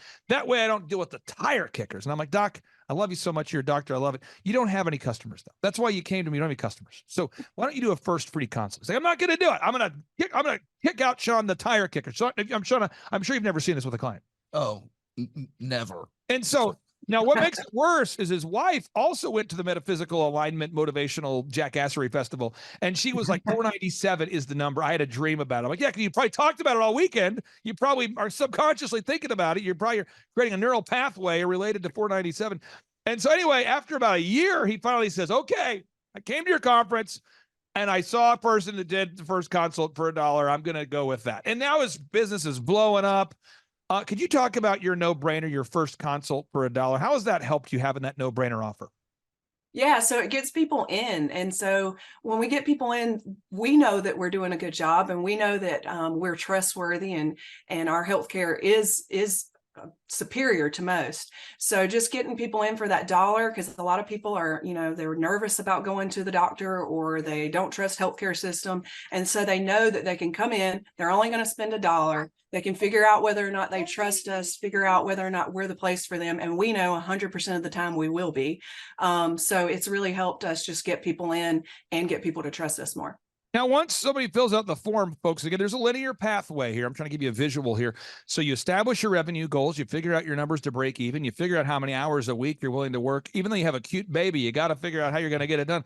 Step number 4 is you define your unique value proposition. What makes you unique? That's something you and Sean have worked on together.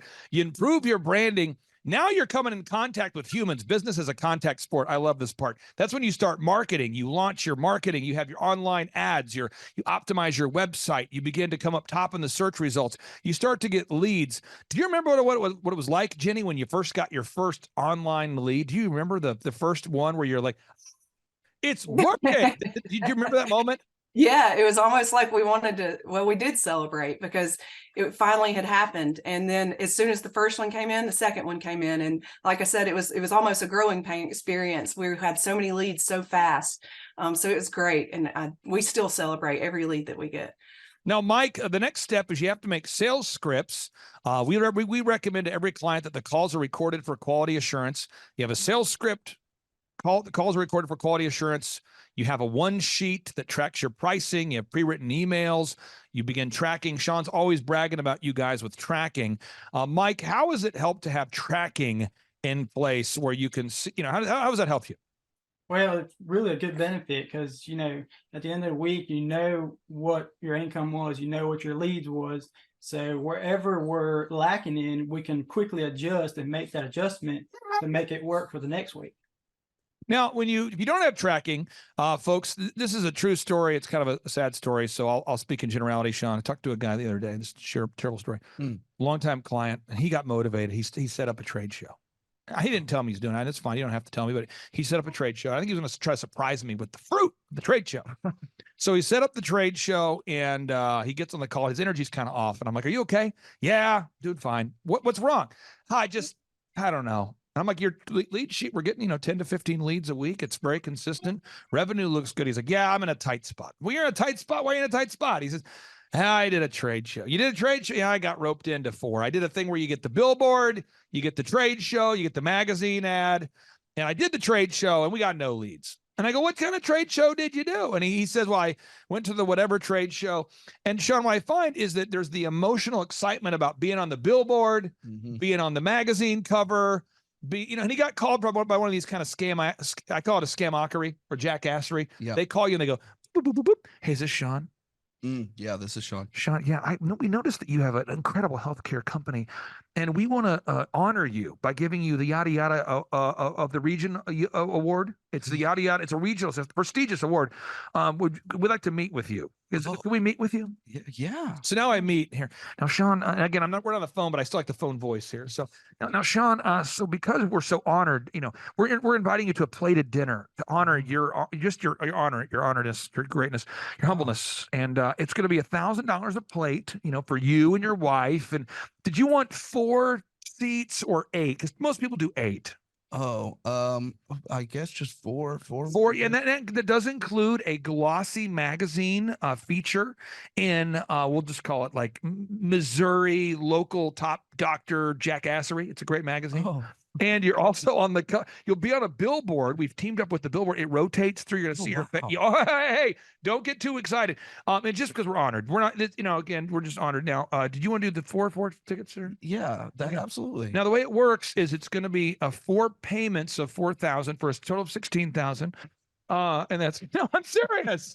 And now they're in the trade shows, and he's going to the trade show, and there ain't nobody there. There is nobody there. To be technical, nobody was at this trade show. I mean, everybody was not at the trade show. No, he's got photos of like him and his wife and his team in an empty booth, and he's got a magazine and no leads are coming. And he was so excited to tell me. I'm sure you've never encountered this sort of thing, Virginia. Have you, Jenny, have you ever seen a situation where that sort of shamockery advertising has been entered into your world in some capacity? I've been there. I've been exactly what you're talking about. And I've set up everything and paid employees. And I felt like I was nothing more than a free pin show. The only people that were there were people looking for free pins. Oh, I know. And it feels terrible. And then you kind of have to sell it to yourself all day. Guys, we're getting our name out there. Sean, can you pass the megaphone back there? Right behind you. Yeah, because I tell people, if you want to get your name out there, what you do is you just run outside and say, all right, come visit New Concept Healthcare. And people go, why are you yelling at me? I'm trying to shop for my groceries. New Concept Healthcare. Get my name out there. You're like, is this effective? Of course it's effective. I'm getting my name out there. And then that leads to buying frisbees, branded frisbees, koozies. You know what I'm saying? Branded pins. Yes. And all of a sudden, you buy these things. Sean, you know what I'm talking about. Oh yeah. Okay. Yeah. So now we have to do, and I'm going to show you. This is kind of the back end of one of my companies called Elephant in the Room, and you do a search for eitrlounge.com. And then you go to /staff. I'm not going to give you the password, folks, but you log in. And these are all the systems needed to run the haircut chain. Now, one thing I thought was very interesting is Truth Social, President Trump's social media platform. The other day they were disclosing, Newsweek was disclosing the revenue of it. Oh, and I just want people to know this because I think, I just full disclosure, I'm a very conservative person, but I just want people to see this. This is just something to look at. Truth Social, they declared in their filing that they did $3.3 million of revenue and had $49 million of losses, which, by the way, that's very normal for a tech startup company. And their users are going up. And they're having there's like a reaction in the marketplace. People are actually putting more money in. They're investing. The stock price is going up. But I don't know anybody that I've met in my life. But I've never been a client that can afford to bring in 3.3 million and lose 49 million. So like for my haircut chain, we have 5 locations. We bring in more than 3.3 million, and this just in, we don't spend 49 million. So we have to. We call it a lean startup. You got to keep that thing lean. And so when you go to eitrlounge.com /staff, every document needed to manage the business is here. So the opening checklist for the manager, you click here, boom. This is what the manager has to do to start the day. Everything is documented. And that's kind of where we're at right now with Jenny and Mike's business. We're in the process of building all those checklists. Yeah. Sean, what kind of checklists have you built so far? Oh man, we have a whole page. Their staff page is pretty built out. We're really getting there. I think more right now it's getting, correct me if I'm wrong, we need some managers in there so we can free you guys up from the business. And so we have a lot of the worker level systems. We're just now working on more of how do we get those manager level systems and find those high quality managers. Now let me give Jenny a little mentor moment here. This will be helpful for you. I'm going to hop on a flight in about 2.5 hours, 3 hours to go to Denver. All right. And I got to go to Denver to meet with the founder of oxyfresh.com. This is a brand we've worked with and helped them to grow to 550 locations now. 550 locations. Okay. And if you type in carpet cleaning quotes, we're the world's highest rated and most reviewed company in the world. Okay. 274,000 reviews. We've been holding this idea in our mind for 15 consecutive years. I've been working on this, Sean, before I met you. We just were grinding, okay? Yeah. And the biggest challenge that the locations have is managers, finding good manager. And I tell people this, and it never goes over well, but hopefully eventually it will. I'll keep refining the idea. The kind of person that enjoys conflict, but also likes people is a good manager. Let me try that again. The kind of person that enjoys conflict, but also likes people is a good manager. And I have found it's not so much trainable as it's findable. Yeah. So as an example, where we're getting ready to head out to Denver, Sean, you know my personality type, and you know that I have to pack all this stuff to get ready to go. You saw my suitcase out there? Yep. How many times do you think I've followed up with the people involved in the trip so far before leaving? Oh man, it's probably on your to-do list, and you've checked it off like probably at least 5 times today, I would think. And what kind of things do you think I might have put on my checklist to travel to Denver? First off, just making sure that the timing is working, making sure that you have all the stuff that you need, making sure that you have double of the stuff that you need in case something gets broken, making sure that the people who are there know you're coming and when you're going to be there and what to expect from you. What do you think I'm checking a bag? Oh yeah, you're probably not checking a bag. There it would is. Get lost. All right. No. And you think I'm catching a flight a lot earlier than I need to be there? Way earlier. Yeah, if I'm having a meeting tomorrow, which I am, I'm leaving today at 12:30. Yeah. So this is, but that's the sort of paranoia that makes management possible. So I have literally called. I said, all right, I'm getting on the 12:30 flight. We're meeting tomorrow. I should be in by like 4 o'clock Denver time. Our meeting's tomorrow. If that flight gets delayed and the next one gets delayed and the next one I'll still be there. I've got backup phone chargers. I have a rule. Everybody going with me. You cannot check a bag. I want to check a bag. Can't check a bag. Why? Because it could get lost. This is real. I'm not. I am completely paranoid, and that is the paranoia is what makes the businesses run. Yeah. Yeah. And I asked my staff every day, guys, elephant in the room. Did you guys get a review? And they say, well, yeah, we got a review. You asked me 10 minutes ago. Okay, well, I'll talk to you in 4 minutes. You heard me say that. I'll say, I'll talk to you in 5 minutes. Yeah. And I'll do it. And it's a follow-up because I have to make sure that the checklists are being followed, the reviews are being followed. We're a licensed business. People don't know that. Hair care, you're licensed by the state. So we have certain cleanliness standards. We could have random people from the state show up. So we got checklists. And I follow up, and it doesn't bother me to follow up with the same adult who's in their 40s 6 times within a 50-minute span of time. It doesn't bother me. Mm-hmm. But most people, that bothers them. Yeah. And so have you found that, Jenny, that a lot of people don't like to follow up? Have you found that, or is that just something unique to me? I found that they don't like to follow up. No, people don't like to follow up. It's almost like an awkward communication thing that people try to avoid. Yeah. And it's not necessarily that you're being mean or any type of way, but I feel like that's probably the way that we feel when we continuously follow up, like we're having to step on people's toes, but really we're not. We're just getting the job My done. mentorship moment for you is it's probably the same feeling you have when you ask for reviews.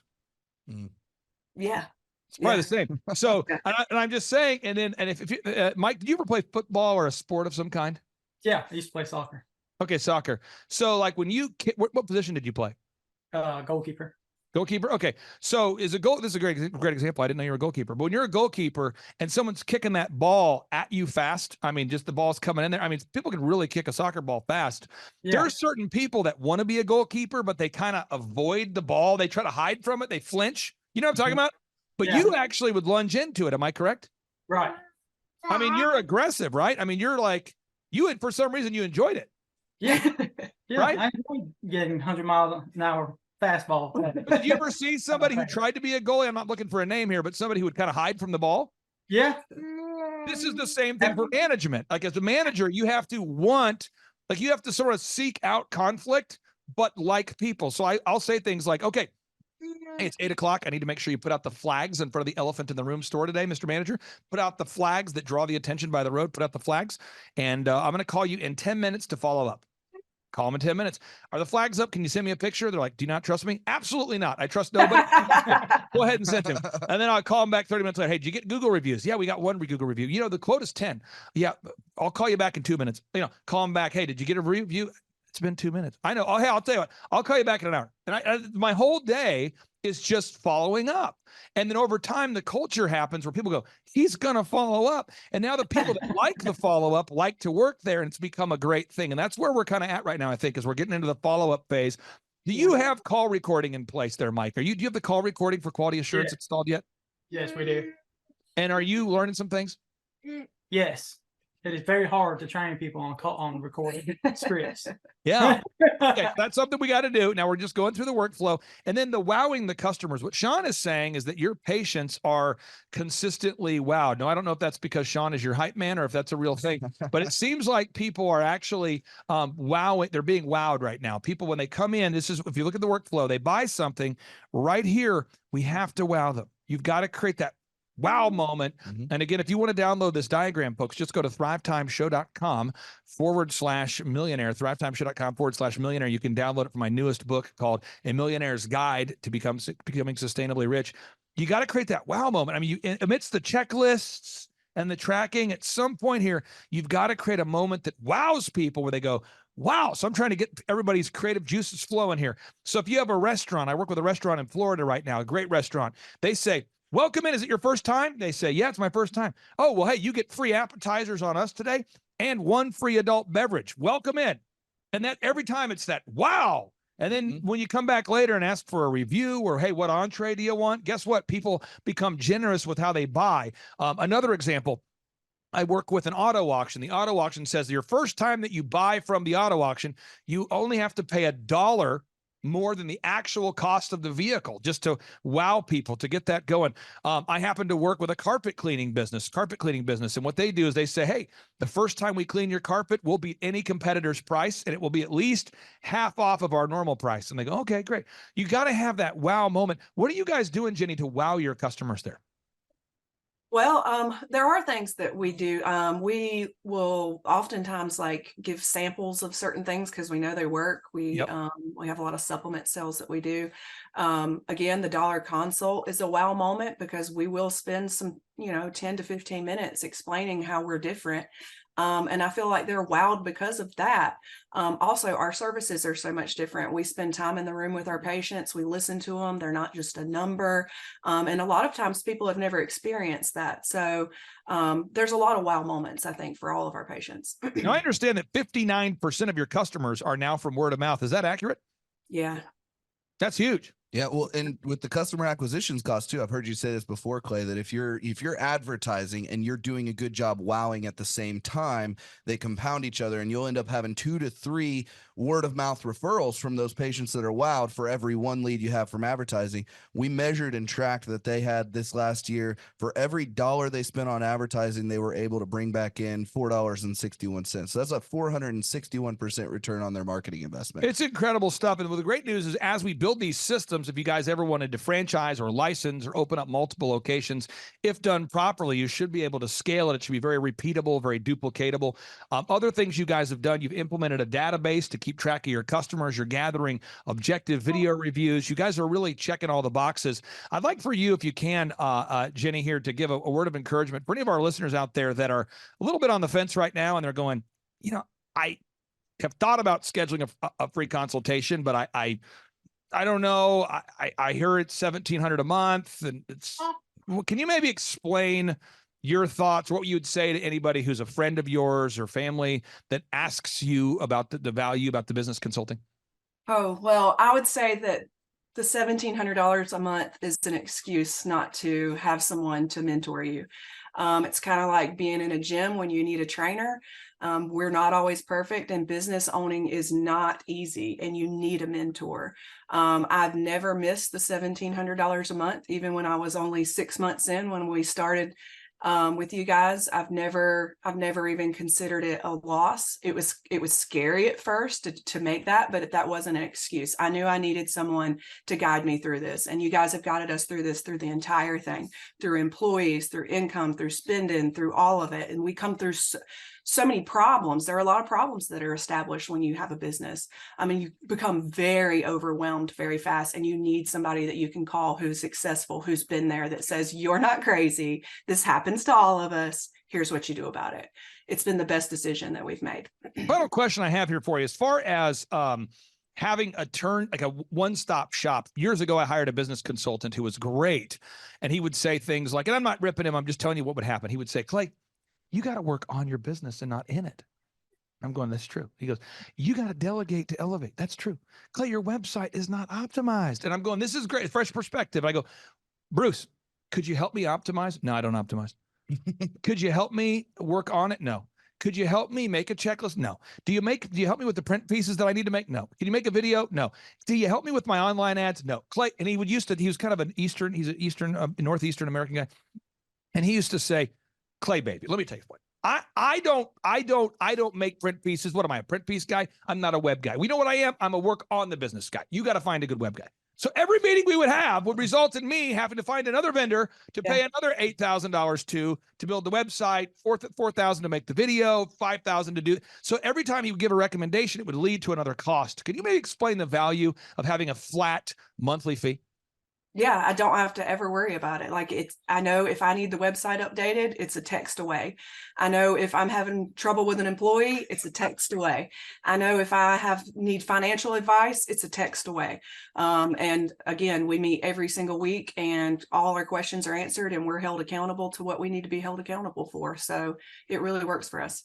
Jenny and Mike, thank you guys for your time so much. I really do value your time. I appreciate you guys being here today. And on part 2 of today's show, we're going to tee up another success story because we want people to know it is possible, despite the financial jackassery plaguing our nation right now. It is possible to become successful, and you guys are a living example of it. Thank you guys for bringing your baby on the show. We'll talk to you soon. Bye. Thanks. The number of new customers that we've had is up 411% over last year. We are Jared and Jennifer Johnson. We own Platinum Pest and Lawn and are located in Owasso, Oklahoma. And we have been working with Thrive for business coaching for almost a year now. Yeah. So what we want to do is we want to share some wins with you guys that we've had by working with Thrive. First of all, we're on the top page of Google now. Okay. I just want to let you know what type of accomplishment this is. Our competition, Orkin, Terminex, they're both $1.3 billion companies. They both have 2,000 to 3,000 pages of content attached to their website. So to basically go from virtually non-existent on Google to up on the top page is really saying something.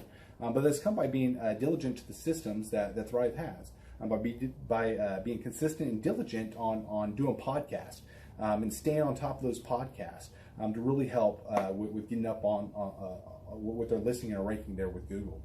And also we've been trying to get Google reviews, asking our customers for reviews. And now we're the highest rated and most reviewed pest and lawn company in the Tulsa area. And that's really helped with our conversion rate. And the number of new customers that we've had is up 411% over last year. Wait, say that again. How much are we up? 411%. Okay, so 411% we're up with our new customers. Amazing. Right. So not only do we have more customers calling in, we're able to close those deals at a much higher rate than we were before. Right now, our closing rate is about 85%, and that's largely due to, first of all, like our Google reviews that we've gotten people really see that our customers are happy, but also we have a script that we follow. And so when customers call in, they get all the information that they need. That script has been refined time and time again. It wasn't a one and done deal. It was a system that we followed with Thrive in the refining process, and that has obviously the 411% shows that system works. Yeah. So here's a big one for you. So last week alone, our booking percentage was 91%. We actually booked more deals, more new customers last year than we did the first 5 months. Or I'm sorry, we booked more deals last week than we did the first 5 months of last year from before we worked with Thrive. So again, we booked more deals last week than the first 5 months of last year. And it's incredible. But the reason why we have that success is by implementing the systems that Thrive has taught us and helped us out with. So. Some of those systems that we've implemented are group interviews. That way we've really been able to come up with a really great team. We've created and implemented checklists. That way everything gets done and it gets done right. It creates accountability. We're able to make sure that everything gets done properly, both out in the field and also in our office. And also doing the podcast, like Jared had mentioned, that has really, really contributed to our success. But that, like I said, the diligence and consistency in doing those and that system has really, really been a big blessing in our lives. And also, it's really shown that we've gotten the success from following those systems. Yeah. So before working with Thrive, we were basically stuck. Really no new growth with our business. And we were in a rut and we didn't know. The last 3 years, our customer base had pretty much stayed the same. We weren't shrinking, but we weren't really growing either. Yeah, and so we didn't really know where to go, what to do, how to get out of this rut that we're in. But Thrive helped us with that. They implemented those systems. They taught us those systems. They taught us the knowledge that we needed in order to succeed. Now it's been a grind. Absolutely, it's been a grind this last year. But we're getting those fruits from that hard work and the diligent effort that we're able to put into it. So again, we were in a rut. Thrive helped us get out of that rut.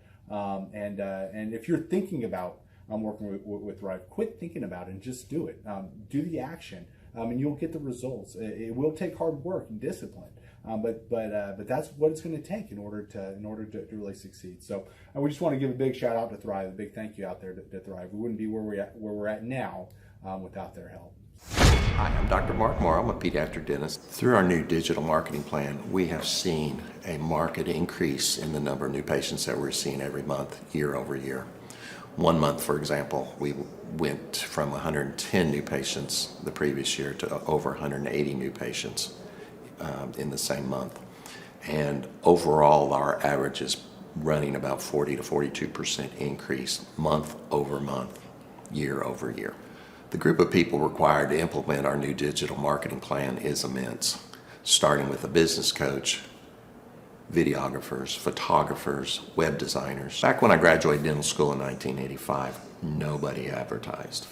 The only marketing that was ethically allowed in everybody's eyes was mouth-to-mouth marketing. By choosing to use the services, you're choosing to use a proven turnkey marketing and coaching system that will grow your practice and get you the results that you're looking for. I went to the University of Oklahoma College of Dentistry, graduated in 1983, and then I did my pediatric dental residency at Baylor College of Dentistry from 1983 to 1985. Hello, my name is Charles Colaw with Colaw Fitness. Today I want to tell you a little bit about Clay Clark and how I know Clay Clark. Clay Clark has been my business coach since 2017. He's helped us grow from 2 locations to now 6 locations. We're planning to do 7 locations in 7 years and then franchise. And Clay has done a great job of helping us navigate anything that has to do with like running the business, building the systems, the checklists, the workflows, the audits, how to navigate lease agreements, how to buy property, how to work with brokers and builders. This guy is just amazing. He's this kind of guy has worked in every single industry. He's written books with like Lee Cockrell, head of Disney, with the 40,000 cast members. He's friends with like Mike Lindell. He does Reawaken America tours where he does these tours all across the country where 10,000 or more people show up to some of these tours. On the day-to-day, he does anywhere from about 160 companies. He's at the top. He has a team of business coaches, videographers, and graphic designers and web developers, and they run 160 companies every single week. So think of this guy with a team of business coaches running 160 companies. So in the weekly, he's running 160 companies. Every 6 to 8 weeks, he's doing Reawaken America tours. Every 6 to 8 weeks, he's also doing business conferences where 200 people show up, and he teaches people a 13-step proven system that he's done and worked with billionaires, helping them grow their companies.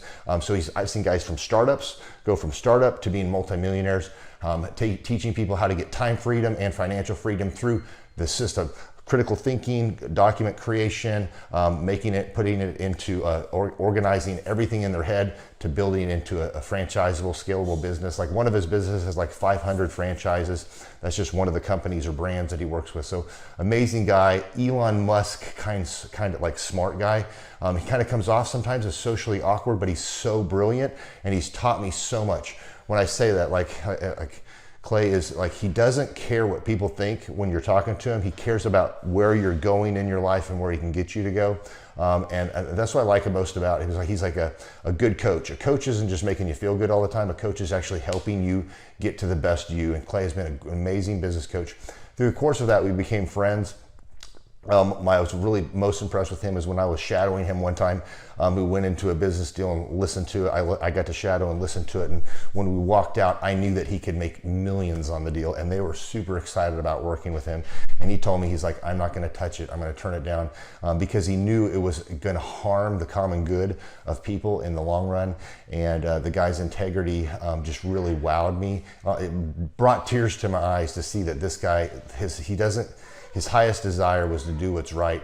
And anyways, just an amazing man. So anyways, impacted me a lot. He's helped navigate anytime I've got nervous or worried about how to run the company or, navigating competition and an economy that's like, I remember we got closed down for 3 months. He helped us navigate on how to stay open, how to get back open, how to just survive through all the COVID shutdowns, lockdowns.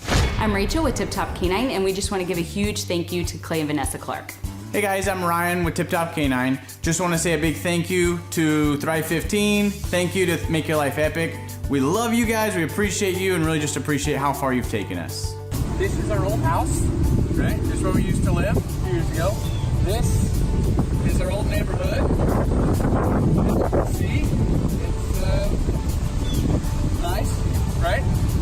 So this is my old van and our old school marketing, and this is our old team. And by team, I mean it's me and another guy. This is our new house with our new neighborhood. This is our new van with our new marketing, and this is our new team. We went from 4 to 14, and I took this beautiful photo. We worked with several different business coaches in the past, and they were all about helping Ryan sell better and just teaching sales, which is awesome, but Ryan is a really great salesman. So we didn't need that. We needed somebody to help us get everything that was in his head out into systems, into manuals and scripts, and actually build a team. So now that we have systems in place, we've gone from 1 to 10 locations in only a year. In October 2016, we grossed 13 grand for the whole month. Right now it's 2018, the month of October. It's only the 22nd. We've already grossed a little over 50 grand for the whole month, and we still have time to go. We're just thankful for you, thankful for Thrive and your mentorship, and we're really thankful that you guys have helped us to grow a business that we run now instead of the business running us. Just thank you times 1,000. The Thrivetime Show, 2-day interactive business workshops, are the highest and most reviewed business workshops on the planet. You can learn the proven 13-point business systems that Dr. Zellner and I have used over and over to start and grow successful companies. I mean, we get into the specific steps on what you need to do to optimize your website. We're going to teach you how to fix your conversion rate. We're going to teach you how to do a social media marketing campaign that works.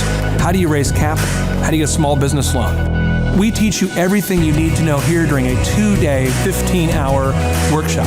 It's all here for you. You work every day in your business, but for 2 days you can escape and work on your business and build these proven systems so now you can have a successful company that will produce both the time freedom and the financial freedom that you deserve. You're going to leave energized, motivated, but you're also going to leave empowered.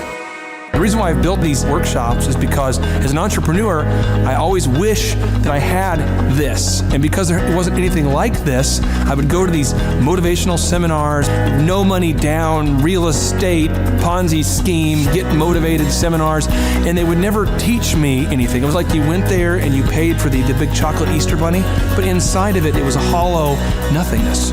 And I wanted the knowledge, and they're like, oh, but we'll teach you the knowledge after our next workshop. And the great thing is we have nothing to upsell. At every workshop, we teach you what you need to know. There's no one in the back of the room trying to sell you some next big get-rich-quick, walk-on-hot coals product. It's literally, we teach you the brass tacks, the specific stuff that you need to know to learn how to start and grow a business. And I encourage you to not believe what I'm saying, and I want you to Google the Z66 auto auction. I want you to Google elephant in the room. Look at Robert Zellner and Associates. Look them up and say, are they successful because they're geniuses, or are they successful because they have a proven system? When you do that research, you will discover that the same systems that we use in our own business can be used in your business. Come to Tulsa, book a ticket, and I guarantee you it's going to be the best business workshop ever, and we'll even give you your money back if you don't love it. We've built this facility for you, and we're excited to see you. If we go back 8 years ago, think about the number of clients you had back then versus the number of clients you have now. As a percentage, what has been the growth over the past 8 years, do you think? We got to inspire somebody out there who just doesn't have the time to listen to their calls. Okay, so Clay, it's like I would go up and down from about $10,000 a month up to about $40,000, but it's up and down roller coaster, and so now we've got it to where we're in excess of 100 clients. That's awesome. And so I would have anywhere from 5 clients to 20 clients on my own with networking, but I had no control over it. I didn't. Without the systems, you're going to be victimized by your own business. For somebody out there who struggles with math, if you, let's say that your average number of clients was 30 and you go to 100, as a percentage, what is that?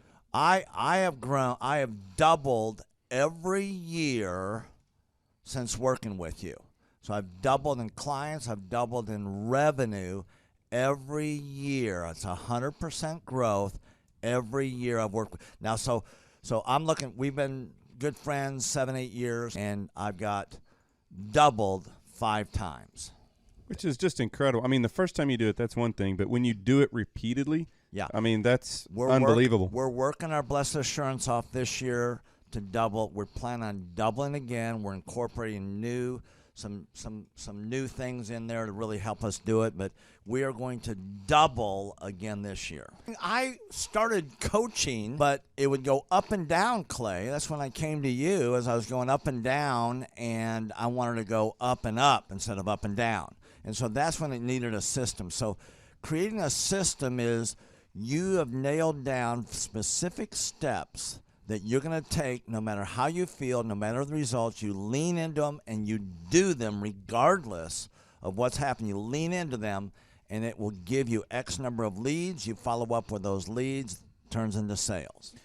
Well, I tell you, it's if you don't have a script and you don't have a system, then every day is a whole new creation. You're creating a lot of energy just to figure out what are you going to do. Right. And the best executives, Peter Drucker is a father of modern management. He said the most effective executives make one decision a year. What you do is you make a decision, what is your system, and then you work like the Dickens to make sure you follow that system. And so that's really what it's all about. So with a script here, we have a brand new gal that just came in working for us.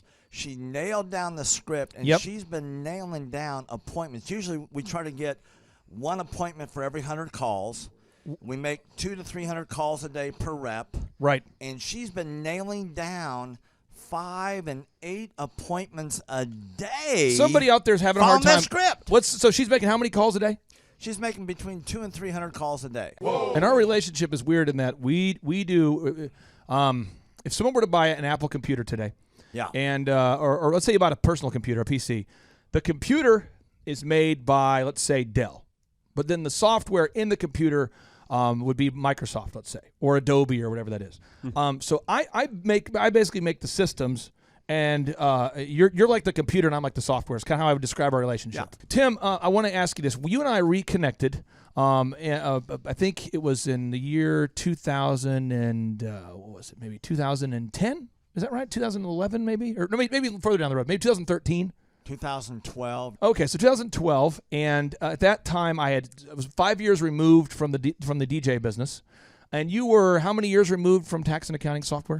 It was about 10, 11 years. We met, how did we re-meet? What was the first interaction? There was some interaction where you and I first connected. I just remember that somehow you and I went to Hideaway Pizza. But do you remember when we first reconnected? Yeah, well, we had that speaking thing that... there it was. So it was Victory Christian Center. I was speaking there. My name is Robert Redmond. I actually first met Clay almost 3 years ago to the day. I don't know if he remembers it or not, but I wasn't working with him at the time. I asked to see him and just ask him some questions to help, direct my life, to get some mentorship. But I've been working with Clay for now just over a year. The role I play here is a business coach, business consultant. I work with different businesses, implementing best practice processes and systems that I have learned here by working with Clay. And the experience working here has, to put it real plainly, has been just life-changing. I have not only learned new things and have gained new knowledge, but I have gained a whole new mindset that I believe wherever I end up will serve me well throughout the rest of my life. Since working with Clay, I have learned so much. I mean, I would like to say almost everything about business in terms of the different categories. I haven't learned it all. But I've learned all about marketing. I've learned about advertising. I've learned about branding. I've learned how to create a sales process for organizations in any industry. I've learned how to sell. I've learned how to create repeatable systems and processes and hold people accountable. How to hire people. It's almost like every aspect of a business you can learn. I have learned a lot in those different categories. And then, again, the mindset that I've gained here has been huge.